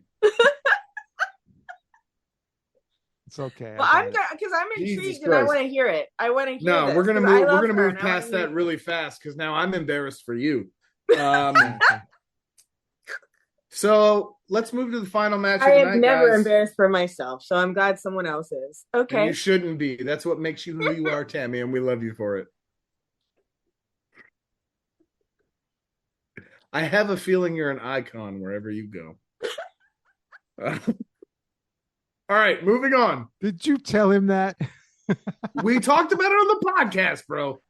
Oh, that's right. It's literally on it. You could go find it right now. Anyhow, Ricky Starks versus MJF. Pebble. Oh my goodness, I love it. Rafe, this is your boy. I think you should go first. It was a thing of beauty. It was perfect. That's nothing better than that match. It's perfect. There's perfection. How can you comment on perfection? Okay, I have some comments and I'll disagree after. But Tammy, go ahead. You could disagree, but anything that has MJF on the screen is absolute perfection. No, I love MJF. You're right. But Tammy, what do you Starks think? I knew Rafe was just going to be like, I love it. It's gold. I just love that Starks. This was a growth moment for Starks. We've watched him on a journey to this point, and he really superseded my expectations. He's had a roller coaster of a year, huh? Huh? Mm-hmm. He's had a roller coaster of a year. He's had the spotlight so many times, and they keep taking it away from him. It's like this push-pull, start-stop thing I don't understand. But he's handling it. So I think he elevates every single time that happens. So his promos coming up and his monologuing with MJF, this is what I didn't know I needed, So I've been enjoying all of this. And, everything was as it should be in this match. And, I think the outcome wasn't a surprise, but the journey there was fun. I don't know about how much of a surprise it was. Well, they just put the strap on Max. No, she said it wasn't a surprise. Oh, okay. She said it wasn't a surprise. Yeah, it wasn't a surprise. I just like the journey there. Rafe, you called this the last time we talked, and I did not have all my information in line. Had I known that this was going to be a winner-take-all match, I would have said, oh yeah, Max is keeping the ring and the title, for sure. I thought it was going to be a separate thing. I was not aware that Max had the opportunity to fight him. That was me being ignorant because this was the first time that there was a new challenger for the ring and that Max would have to defend it. Mm-hmm. So I love this whole thing. I loved it. I loved it so much. Ricky is the man. Ricky Starks has proven time and time again this year he is a effing star. He is. He's bottom great. line. His promos were incredible. The one thing I will take issue with is when MJF said, I made you. He did not make Ricky Starks. Ricky Starks has been hustling to make himself week after week, month after month, injury after injury. Once I found out what the stipulations were, I knew Max was going to win. But that doesn't mean that I was like, oh. Yeah. Ain't nobody like Ricky deserves better, I think. Oh no, I really do. That's gonna make him better. This is putting Ricky over the top, man. Everybody I do think he looked like $1 million in this because MJF had to pull all the stops to get the win in this. He cheated left and right. He did everything he could. It was amazing. But the big talking point for me here is after Max won the match and was on his way out, Bryan Danielson came back, and he seems upset. He seems a little angry. He's very angry. He's mad that his adopted father got hit. I know. I love it. It's great.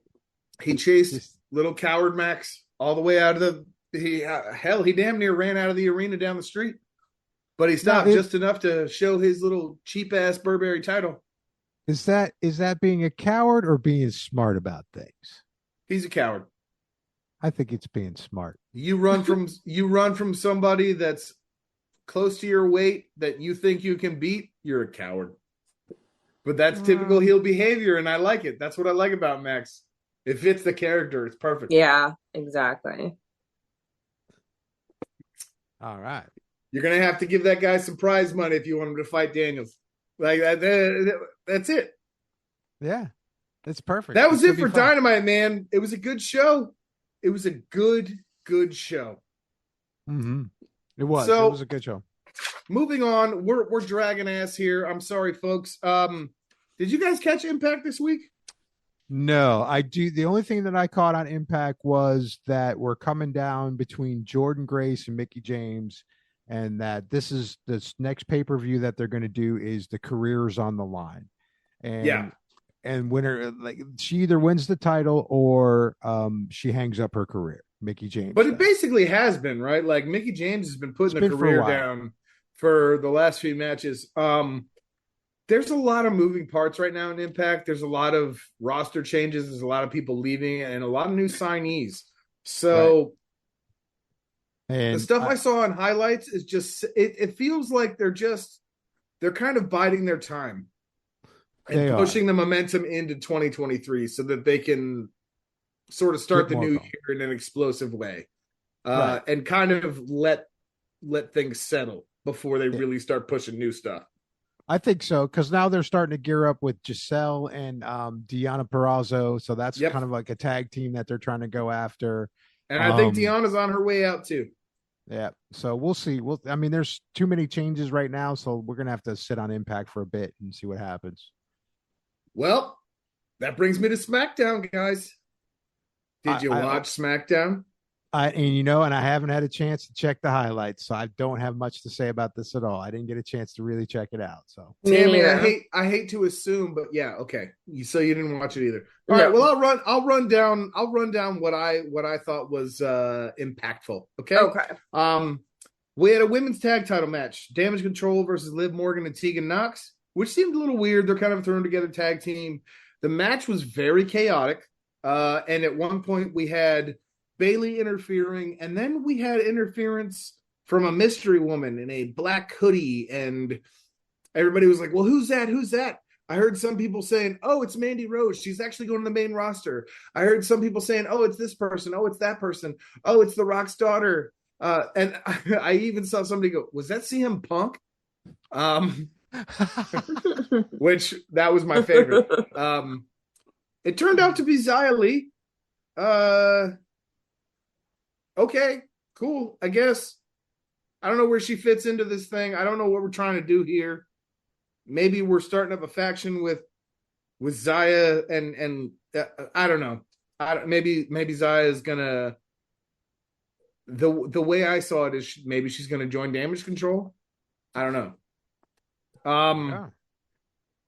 Yeah, so obviously you guys didn't see it, so you don't have much opinion on that. The next thing we had was the LA Knight Bray Wyatt segment we talked about earlier, where Uncle Howdy came out. I've already said enough about that, so I won't drag on it. I just want to say again, I'm really into this Bray Wyatt thing.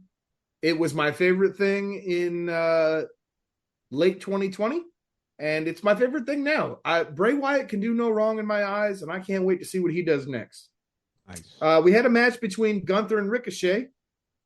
This was for the which title was that? I don't even know what title Gunther has right now, but the international title.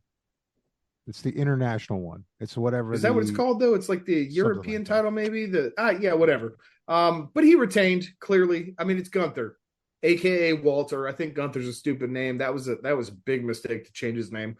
And then we had this weird shit where Imperium came out and they stopped the beatdown by bringing out Braun Strowman to help Ricochet. I don't know what the hell's that like. They have no relationship. They have no business being together. Ricochet could definitely handle his own shit. They should have brought out his friends to end this thing. Whatever. We can move right on from that. Hit Row versus Legado del Fantasma. This match has caused a lot of buzz online.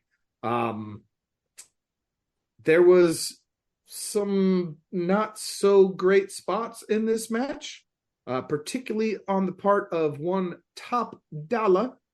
I will stand behind what I said when Triple H brought back this faction. Without Swerve, it is not the same. Hit Row was as good and as great and as popular as they were because Swerve made the group. I have no problem with Top Dollar. I can't wrestle. I can't pull off these moves. People make mistakes. It happens in the ring. I'm not going to judge him for that. It is what it is. You know what I mean? People are talking a lot of shit about him. I don't think it's fair. But I wanted to see more, especially with bringing Legado back on TV again. I don't know where we're going from here with that. And on a side note, that's the Intercontinental Championship with Ricochet and Gunther. Yes, thank you very much. I appreciate that. Yeah, that was the Intercontinental title. That's right. The IC title for you hardcore wrestling fans. And then we moved on to a segment backstage. Raquel Gonzalez, or is it Rodriguez? Which one is she now? I think it's Rodriguez. It's Rodriguez. Okay. She got beat up by Ronda Rousey and Shayna Baszler. So, okay. Ronda has recently said in a couple things that she's kind of feels like she's run her course as a solo talent, and she would like to do some tag team wrestling, and I think it would help elevate Shayna. So I'm all for that. I just don't know why we're picking on Raquel for this. Yeah, it was cool, but it was also like, why bother? Raquel Rodriguez. Yes. That's her name. And then we moved on to a segment with the Bloodline. Yeah. Sami Zayn. Potentially one of the greatest things WWE has done in a very long time. They're talking about KO. They're questioning Sami Zayn in a weird sort of backhanded way. We set up this kind of who's going to be this mystery partner for Kevin Owens versus Sami Zayn and Roman Reigns. And it turns out, I'll be damned, it's somebody. I couldn't see who it was. Is it John Cena? I don't know if it was. There was just an invisible guy there talking. Is that right? Yeah, because you can't see him. You know what I'm saying? Yeah. All right. So this might be lost on my friends here, but for those of you out there, you got the joke, I think. You can't see me. Wow, that went over like a fucking bucket of grapes. Fart in church. Yeah, pretty much. I'm excited about this. John Cena is going to get a match in 2022. Kevin Owens needed a partner. I think we're going to see the Sami Zayn turn soon. But boy, if I don't love Sammy Uso. I do too. It's going to be sad when he turns. It's a beautiful thing. It's a shame to ruin it, but we have to evolve. We have to move on. We have to escalate storylines, right? Right.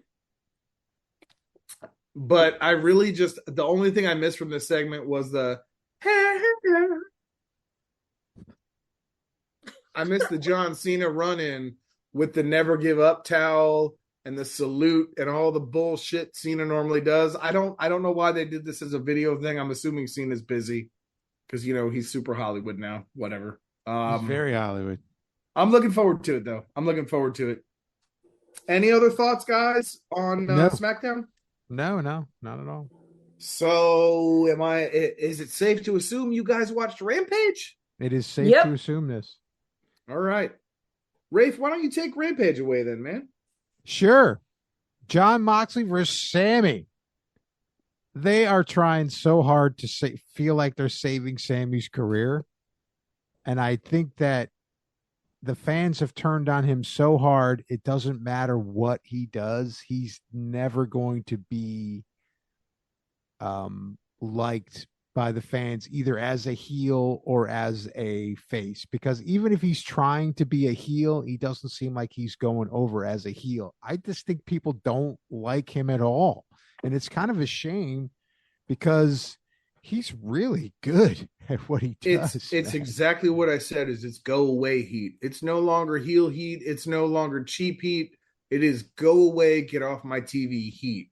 Nobody wants to see Sammy anymore. And it's a shame. You're right. He's very talented, but he's a fuck up, man. And he caused too much drama behind the scenes. You can't say anything else about it. No, the fans turned on him. Tammy, anything on that? I thought it was I don't know. I guess I thought that like the whole Garcia mentor with Sammy Guevara, if they did that storyline, is interesting, but there is that added elements and pressures of what you all just spoke of. So if that wasn't there, it could be interesting, I think. That I thought, but I don't know. I don't know what's going to happen with all this. I don't have the hate everyone has for Sammy. I think it's a shame as well. But I also don't work there. I also don't have to deal with whatever goes on that I'm unaware of. So, but all that aside, that could have been an interesting storyline involving Garcia for once. It could have been. What I was going to say, actually, Tammy, is you were a big supporter of Sammy for a long time. Yes, I still am. Okay. Like I'm not bothered by all the his personal relationships, which is what got him here. Yeah. But what about the bullshit with all the fighting and stuff? That doesn't bother you? I don't know even a little bit about it. I just hear about somebody he got a pie thrown in his face by Kingston, which is hilarious. I hope that really happened. I don't know. I haven't heard. I don't know. So that's why I'm saying I don't have to work with him. I watch what the product is, and he has never let down there. And I think that's what happens is we get to know too much behind the scenes. It's like don't meet your heroes kind of situation because they're always assholes. They always are. So it's better not to know. And we're getting into a part of the world where there's so much transparency now that when people are in entertainment, we know too much about their personal lives. And we mash it all together and make all these judgments. But sometimes I think art should be art unless that person is like raping people, murdering people and stuff like that. If they're just like a jerk and they have interpersonal problems, I don't care because I don't work there. Let those people worry about that. If they have their issues, they deal with it how they deal with it. But on the outside, as a consumer, I don't care. The art needs to be the art. Do you know how many people and actors and stuff now I know problematic things about? But it doesn't take away the fact that they're good at their jobs and that they did some badass fucking movies. Fair. Like we're getting to a point where everything and everyone's going to be problematic. So what are we going to do? Never enjoy any entertainment? Even Disney's problematic, people. That's a good point. That's a very good point. So that's it. All right. Well, after the match... After the match, Hangman came out to confront Mox again. What do you guys think about that? I think I knew it. It's hard to talk about any of this. I just think they should let Mox take his vacation, man. He wanted to go fishing. Let the dude go fishing. You know what I mean? It's cool and all. I know you want to get Hangman back involved, but there's so many other people that they could get him involved in. They don't. To be fair, though, after that promo on Wednesday with Hangman talking about how he looked at his kid and couldn't remember his name. Oh yeah, that was so. It was a tearjerker. Oh god, it just. I wanted to hold him. You know what I'm saying? I wanted to grab Hangman and hug him. But then he comes out and he wants to fight. So I guess we're not done with Moxley and Hangman yet. No, so I did. I thought it was super entertaining. I loved that when the poor security getting the buckshot and all that. I thought the drama was a lot of fun. I was thoroughly entertained. I'll go for it all the time. Cool. And then we get into Britt Baker and Sky Blue for some reason. Well, I think they're trying to push her. And I think that, my opinion on this is they're trying to get her over a little bit, Sky Blue, because she's actually technically a good wrestler. She's okay performance-wise, but good God, she needs to learn how to cut a promo. She does. She does need that shit killed me with the. Yeah. What was she looking at? I have no idea. Are they giving her cue cards? I don't know what they're doing. She was all over the place. But Britt was a boss in that one, though. Britt was a boss. Yeah, she was. I think if she could get a personality, I think if she could get a gimmick, she's going to be good. But Cora Jade and Roxanne Perez stole it, so. Yeah, they kind of did. Tammy? Yawn. Okay. There you go.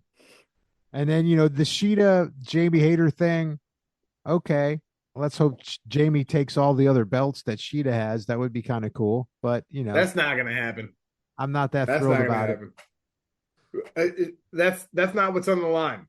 Yeah, I know. It's just the AEW belt, which is kind of lame. So I'm not really that excited about that. But this is the problems that we have here. Yeah, Sheeta's getting stomped, bro. She's getting stomped, and we can move on. Hater for life. I am a hater for life. That's what I've decided. Is that right? Well, of course. I've decided now that her fans should just be called haters. Haters. The hater fan. The haters. I'm telling you. We're just the haters. Hater for life. Yep. Hater for life. There you go. Baby. And I hope she has a long reign of defending this title and they make it more interesting. So it's going to be cool. I think you mean a reign of terror. A reign of terror. Let's hope. So then we get to Wardlow, who squashed, I guess that guy's name is Exodus Prime. All right.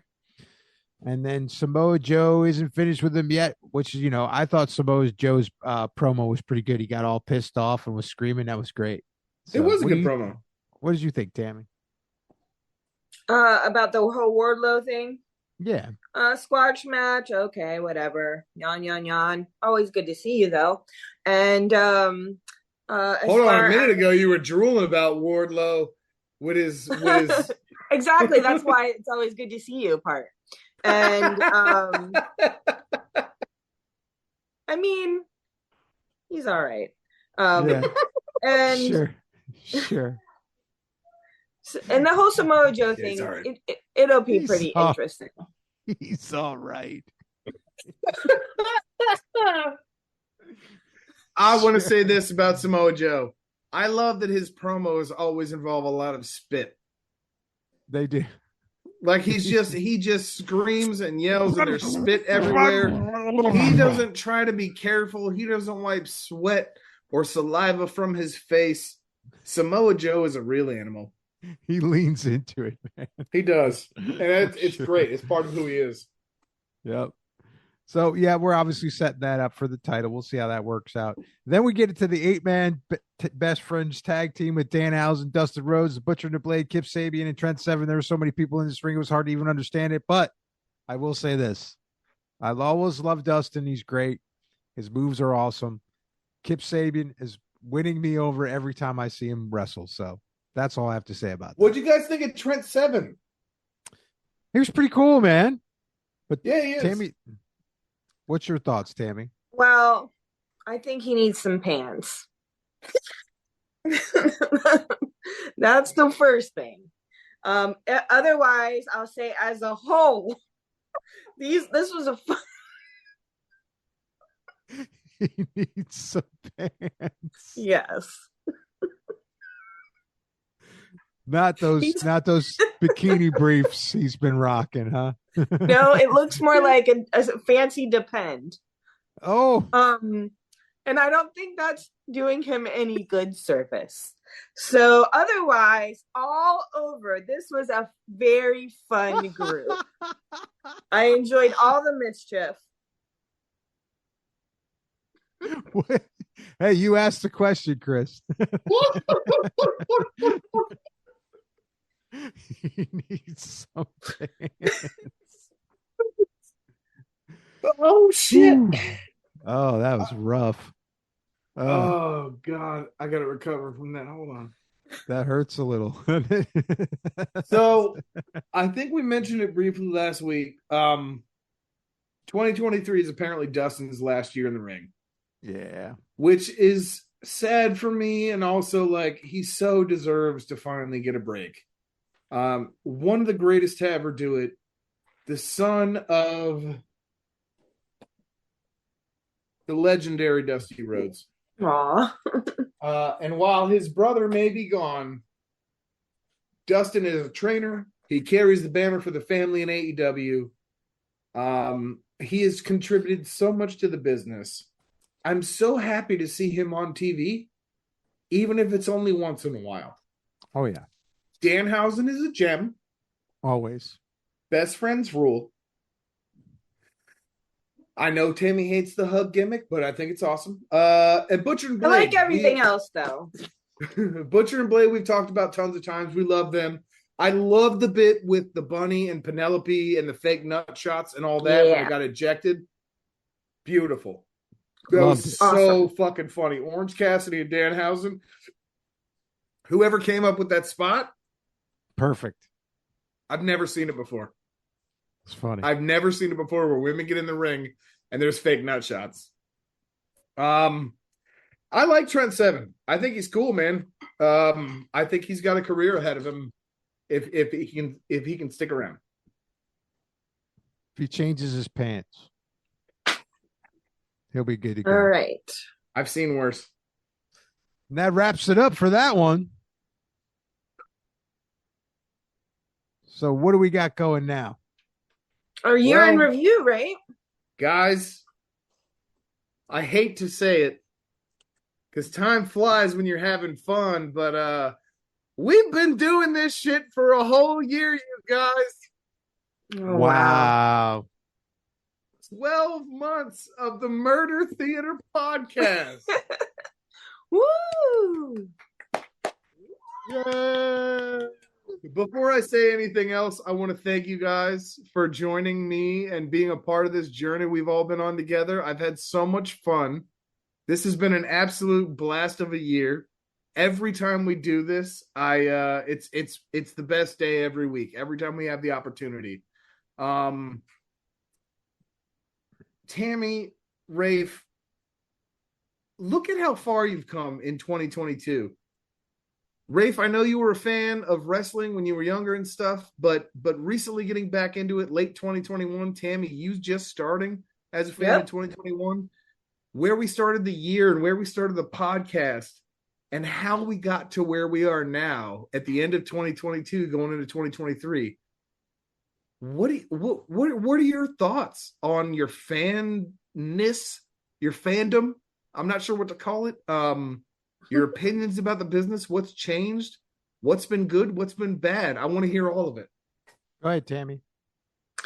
Well, and happy anniversary. I love you guys. Yes, love you too. This has been the best thing to have such a fun thing to do with two people that I love dearly. So if for anything else, if for no other reason, doing it just for that is quite fulfilling.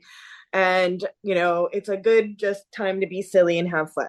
And as far as wrestling goes, I don't know how much I've changed. I really don't have perspective on myself sometimes. So I don't know. But sometimes I feel like I know more and sometimes I don't. But one thing I know for sure is whatever amount I think I know or don't, is that there's so much more to widen my education and my experiences with this entertaining art form.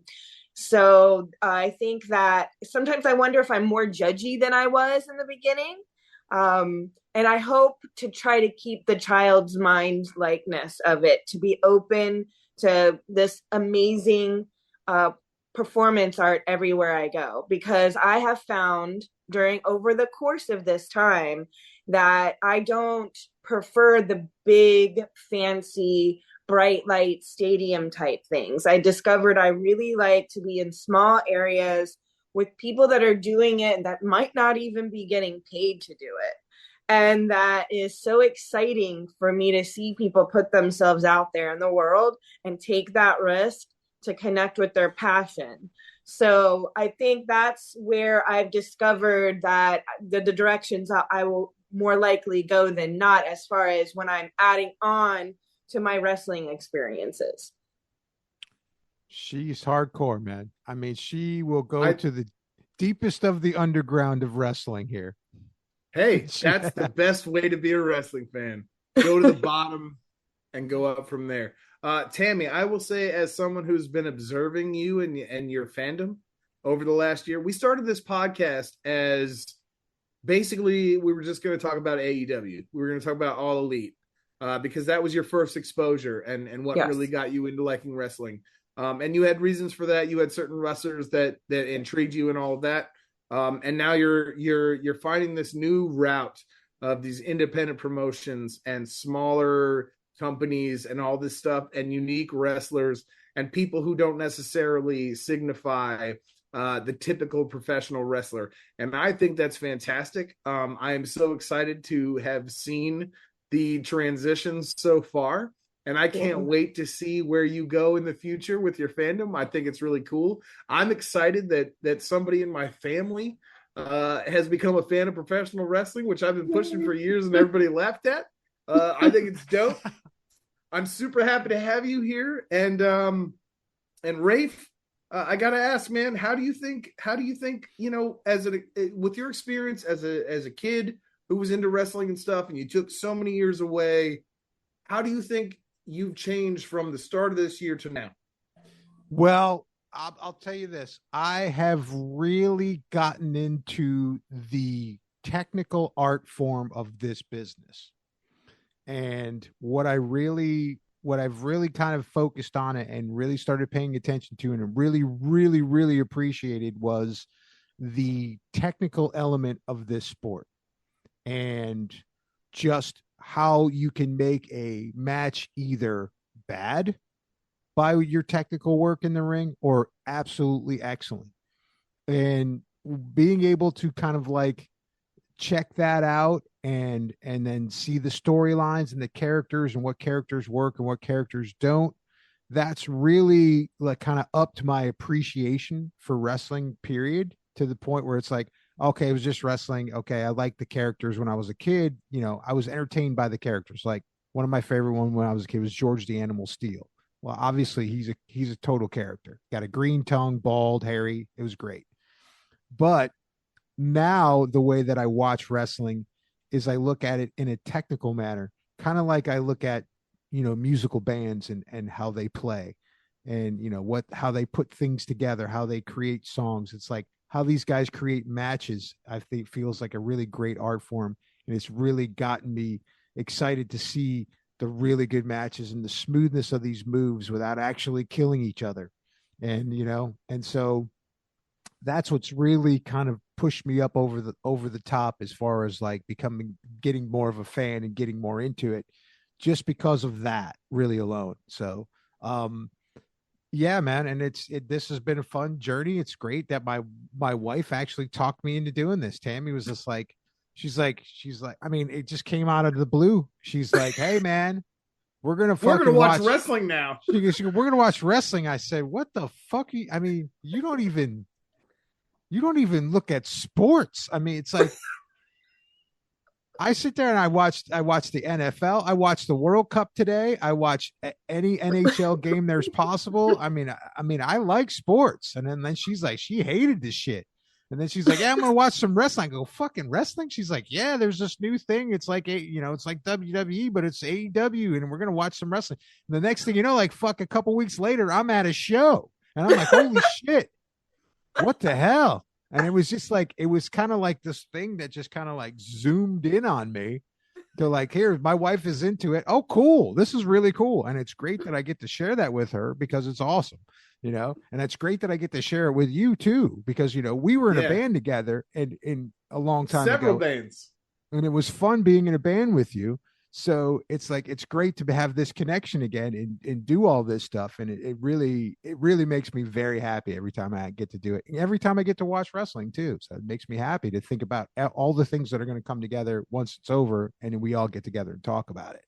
So. And again, outside perspective, looking at you, Rave, watching you go from my wife is suddenly into wrestling to now you're the one who's doing all the texting. You're the one following the news. You're the one looking at the rumors. You're the one showing us the Instagrams. You are the one of the two of you that is the most into the shit. It's beautiful to me. I'm so excited.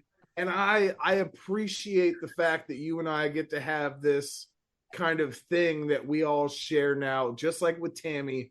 As you said, you and I have had our own bonds over the years with music and everything else. And I am thrilled that I finally get to have something different with you in the form of professional wrestling, which is great because for the longest time, again, like I said, I felt like I was so alone as a wrestling fan. And now one of the people I would consider like a brother to me is now so into the business and so into the stuff. And I have somebody to go to when I just want to say shit. It's so fun to have this connection with you guys. Yeah. And where we started again at the beginning when it was just about All Elite Wrestling. And now you're both getting into all kinds of crazy stuff. You guys, Tammy, you introduced me to enjoy wrestling. Rafe, you've gotten into death matches and hardcore stuff and been watching weird, obscure shit and going back and watching old stuff and all these things. Just the progression between when we started this podcast to now, watching you guys go from Rafe, granted, you were a fan years ago, but that doesn't count. Going from a new fan to now where you're like on top of shit and paying attention to everything, it's a beautiful thing to me. I'm so glad that you guys caught the bug. I can't tell you how much it's meant to me to have this connection with you guys and to spend this amount of time with you guys and to share this with whoever's watching and listening and all that stuff. For those of you out there that don't know, this is my family, and family doesn't always get to connect on this kind of level. So for me, this is super special, and I want to thank you guys from the bottom of my heart for spending this time and taking the effort and putting in the work to do this thing with me. It means a lot. All right, dude. Well, we love you, dude, and it's fun. I love it. And we wouldn't have been able to do it without you, Chris, because you know the most and you taught us so much and you told us what matches to go look for. So thank you. You're like the Moxley of our company. You're kind of carrying it. You know what I mean? I don't know that I would agree with that, man, but I'm having so much fun with you guys, and I'm really looking forward to 2023. We've got a lot of stuff coming up. We're starting the social media game. We're getting things rolling. Things are moving. Things are evolving. I'm excited for the future. I hope you guys are having just as much fun as I am, because this is literally like, this is one of the lifelines that I have in my world. So to have it with you guys is dope, man. Yeah. I can't say anymore without crying. So thank you. It's awesome, dude. It's awesome, man. And it's great. And another thing about it is, for me, it's great to kind of like rekindle this desire for this stuff. Cause I mean, it's just like when I was a kid, it was so cool, you know? And then, you know, I guess I got hardened through the years about it and was like, oh, this is lame. And then I had a really, really, one of my best friends in college loved wrestling a lot too. He kind of revived it a little bit for me. We used to actually go to the video game place and play the WWE video thing. And so, or WWF at that time. And, so to get back into it and to follow all these characters and to really have that new option of AEW, and to see that style of wrestling, because I've always, when I was a little kid, I was always into the luchadors, like real little kid. I'm talking like 8 or 9 years old. I was into the luchadors. So when I came back and into wrestling and saw the Lucha Brothers, I was like, oh my God, this is fucking awesome. It's like Mills Mascara. I used to have a poster of Mills Mascara on my wall when I was 8 years old. That's awesome. 9 years old. a big picture of him standing there with the mask and everything. And I even made a mask for myself as a kid. My mother helped me make a mask, a Mills Mascaras mask that I used to wear around the house and pretend I was a fucking wrestler. Yeah, it's the truth. So to get back into this, it's like, it's really, really fucking cool. It's really exciting. Right. So, and then the luchadors, man, I just love the luchadors. So it's really super cool to have that happen. So I'm so glad I'm back into it because I really enjoy it. So for sure. All right. Year in review. Go for it, Tim. 2022. So besides our fandom, 2022 has been a wild year in the business. I think AEW has kind of developed every year since they started. It's getting bigger and bigger and bigger. I think Impact has had its ups and downs, but I think they're sort of on an uprise through this year. I think a lot has happened in the business.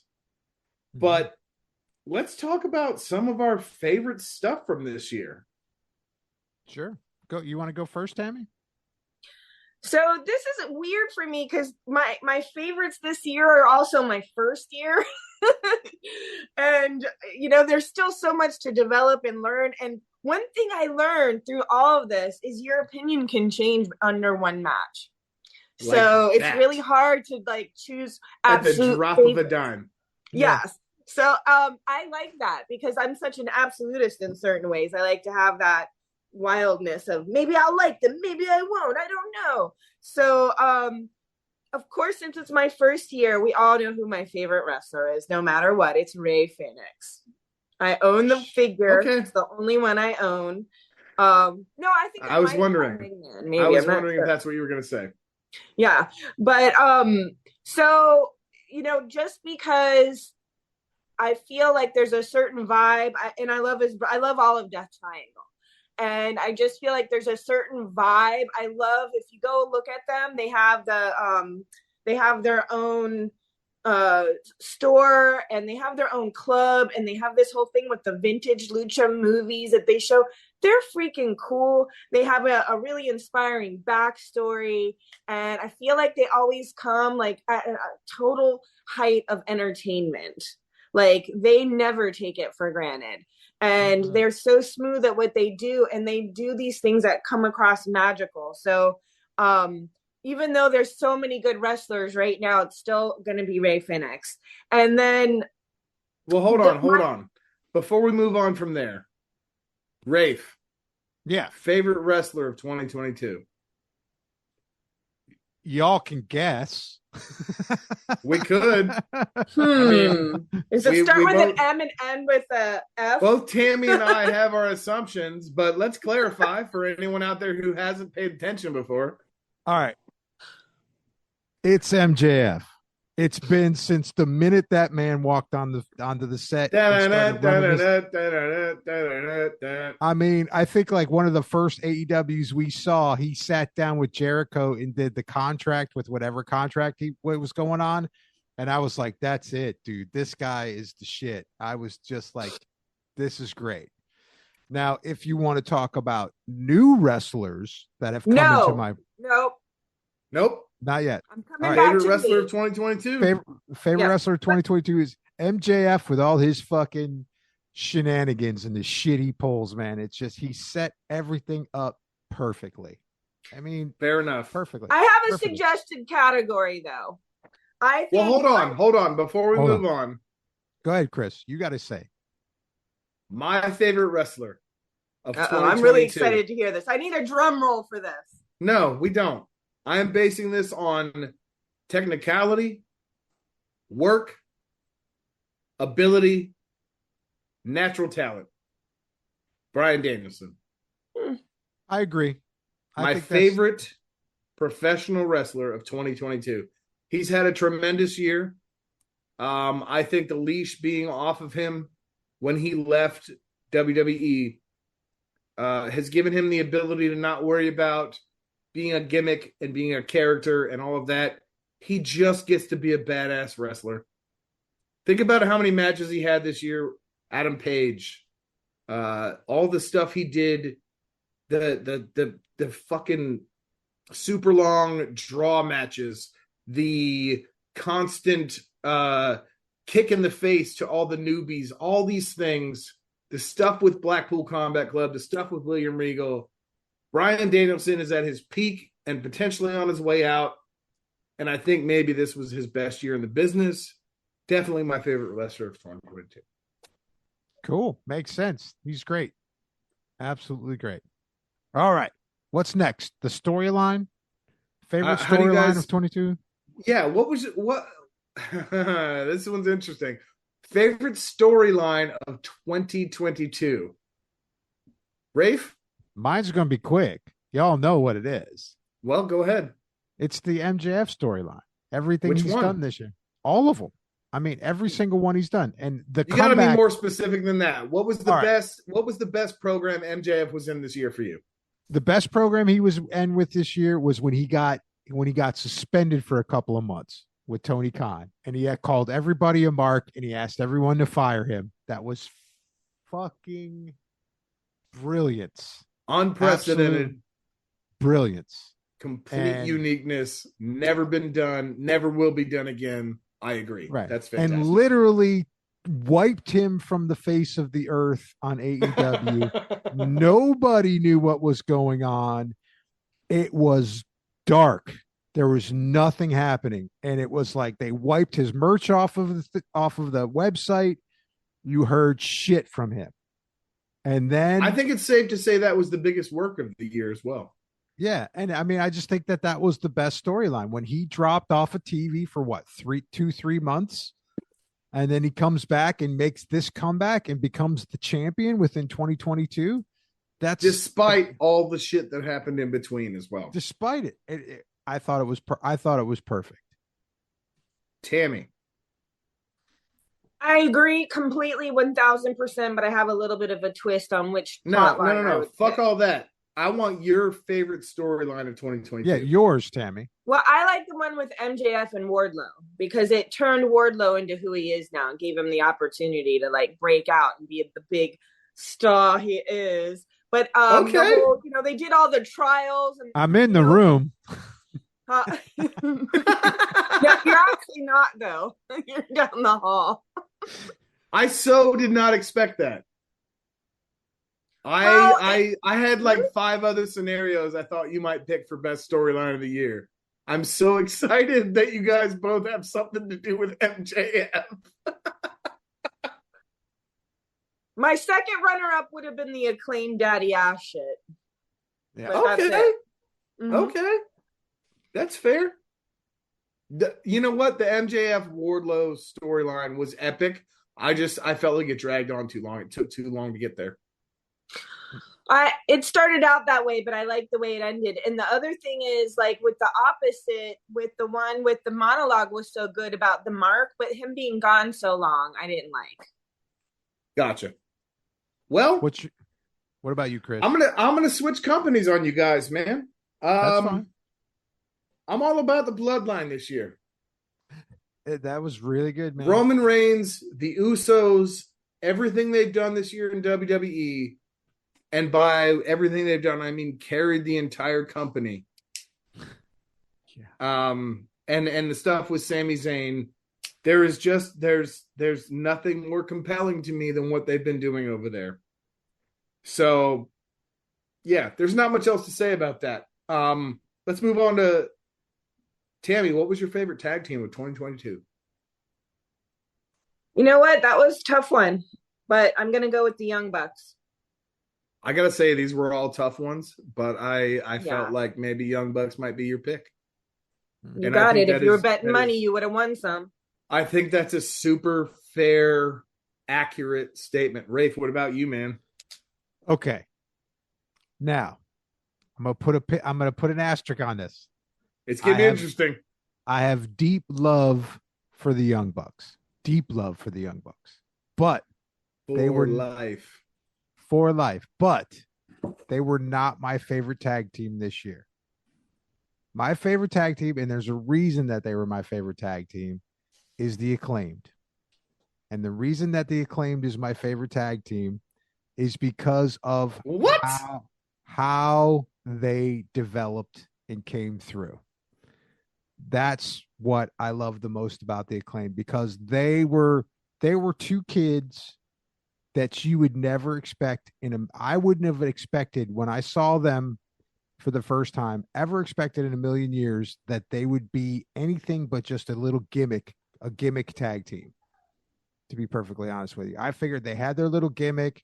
That's cool. They weren't really going to be champs because they were very young. And then they were almost canceled because of, Caster's rap a few times. And they were just this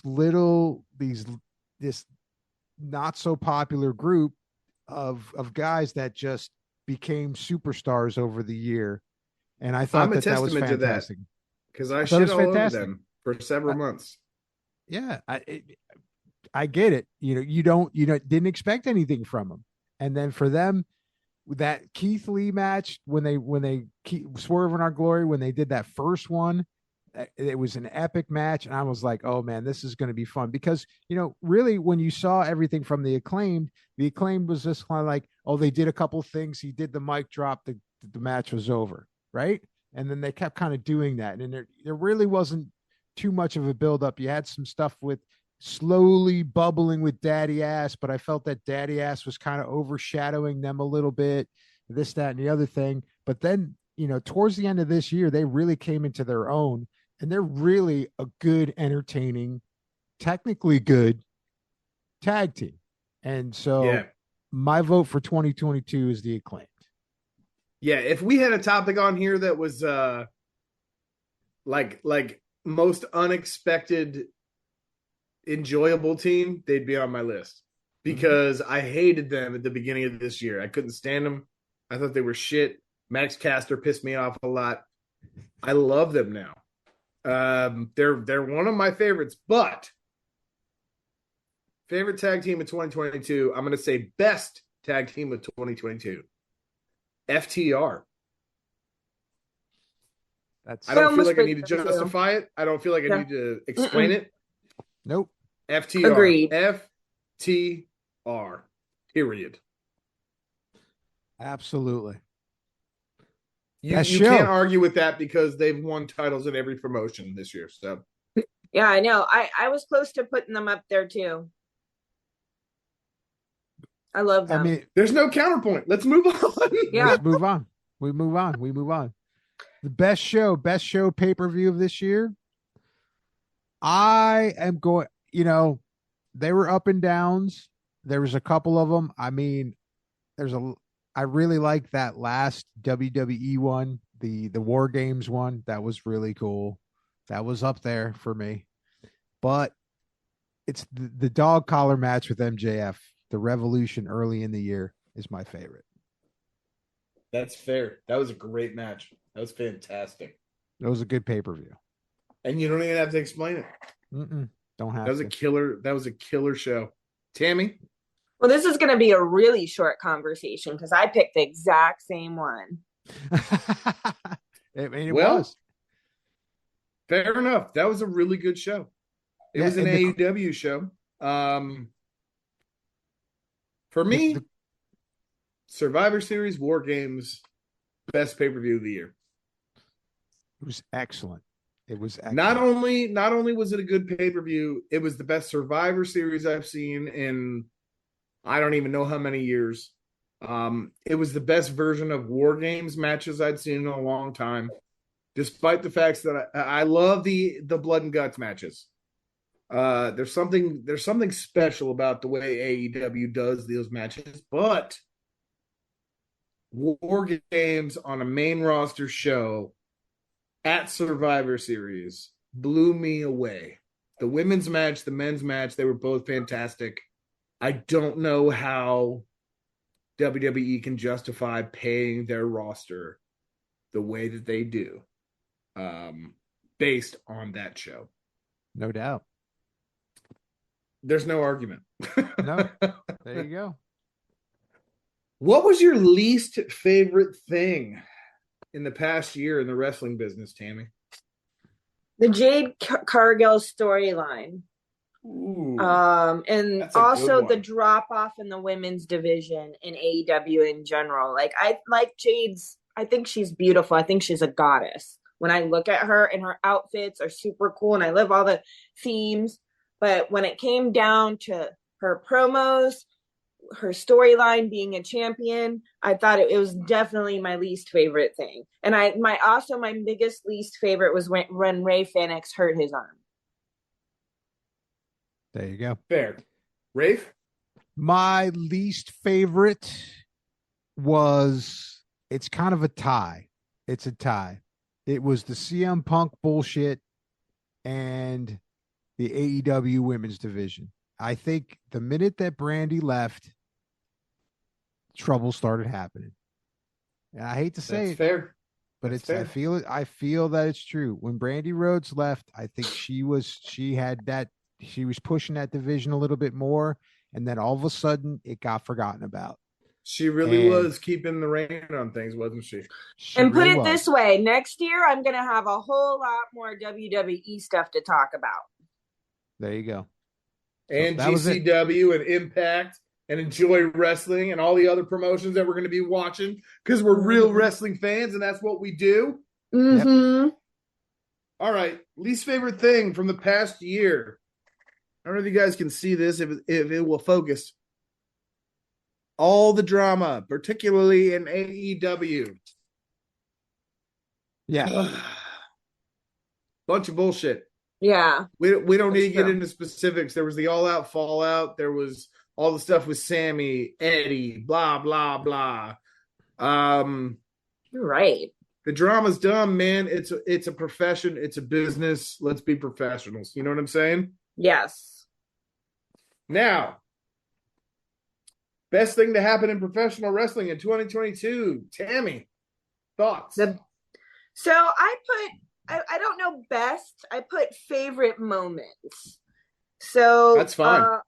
All of MJF's promos and monologues, along with Jon Moxley's emotional return. Yeah. Okay.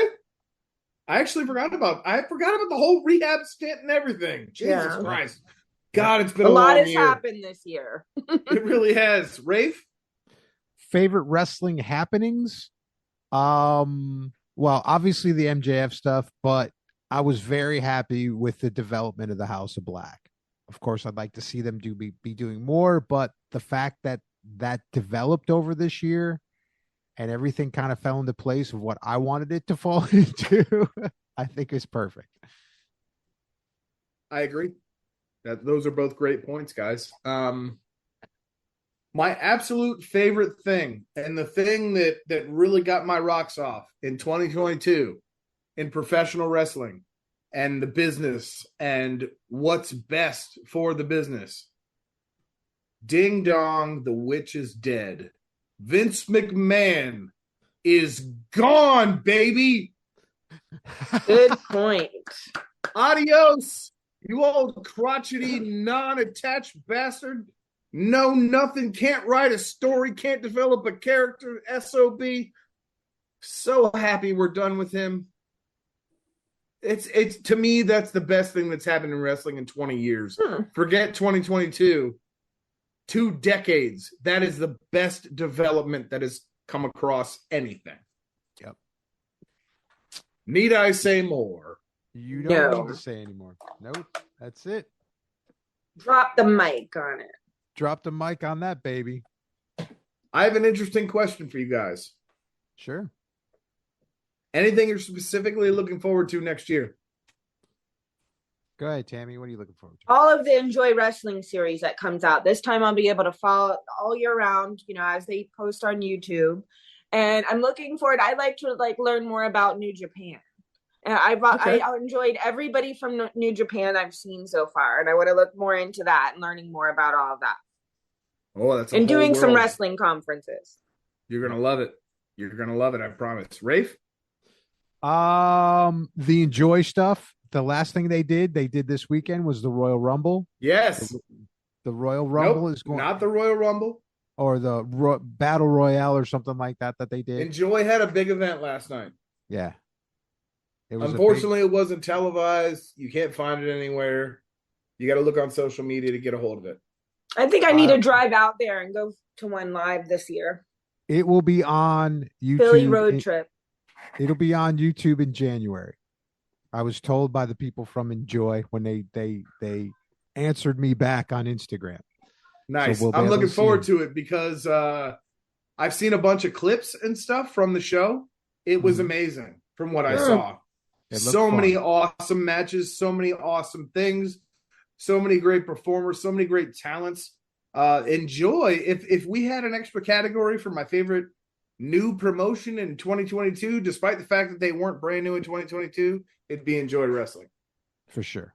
I'm looking forward to seeing what they do and all that and getting some crossover going. So that's what I'm looking forward to. And you know, we'll see what happens with all the rest of the promotions. Yep.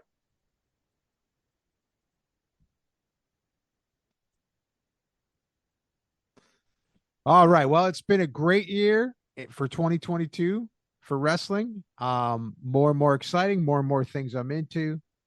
And I'm looking forward to next year. We are going to be doing a holiday break. So our next episode will be we're going to record it probably on the 15th. And then of January. And then we're going to review everything that goes down between then.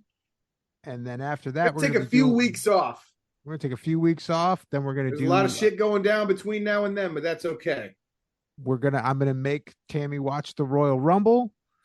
And nobody can make me do anything. We all know this.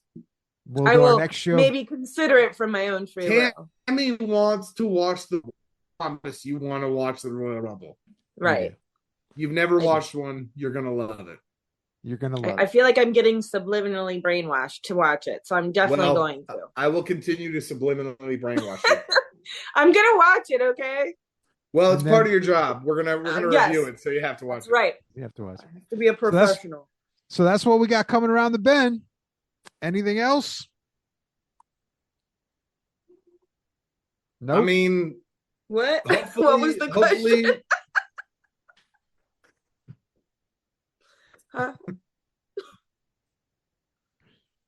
Tammy, off to Never Never Land. Calm down, James. All right. Yeah. So there's a shitload of crazy pay-per-views happening next year. We're going to be watching a lot of them.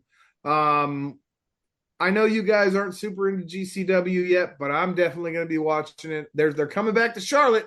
So I will be at that show, and I will be sharing information about that.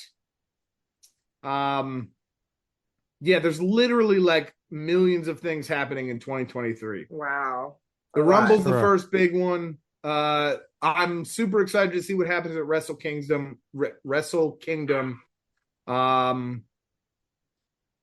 Jesus, there really is a lot. I have a lot of stuff written down here about what's going on in the next couple of months, and it's crazy.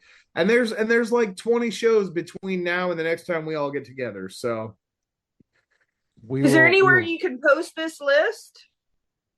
Potentially. I will say this though. Forget all the mainstream companies.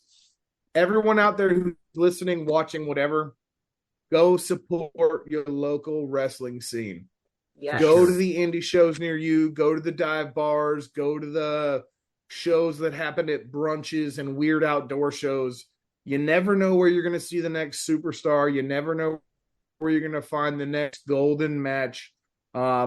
You never know when you might see a huge name pop up at a show down the road. I highly recommend and I highly support independent wrestling. Those people do it for the love and the passion. They don't do it for the money.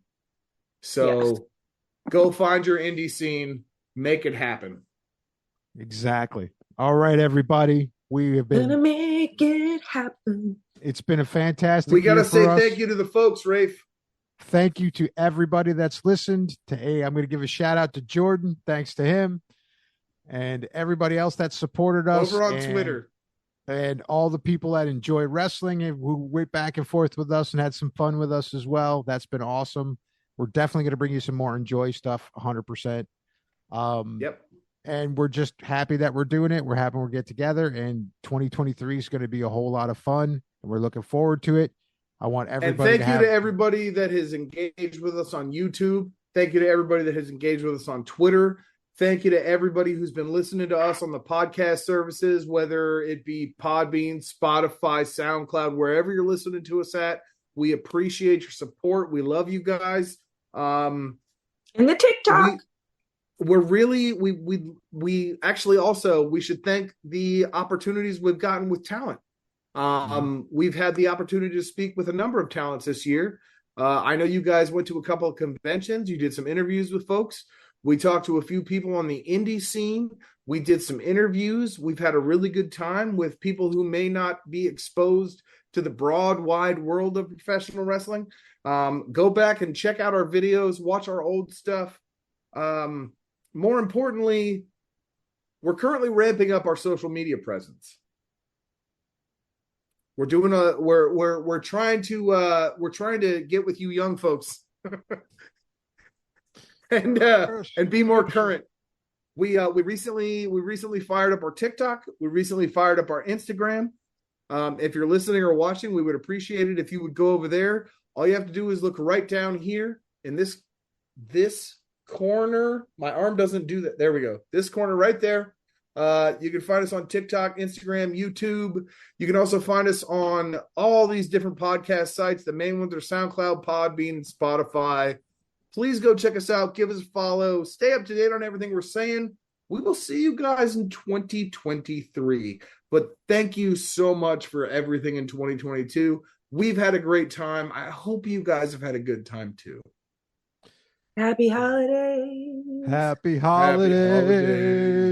Happy holidays. Enjoy it. Have a great new year. And the merry bells are ringing. Happy holidays. To you. All right, everybody. Have a good one.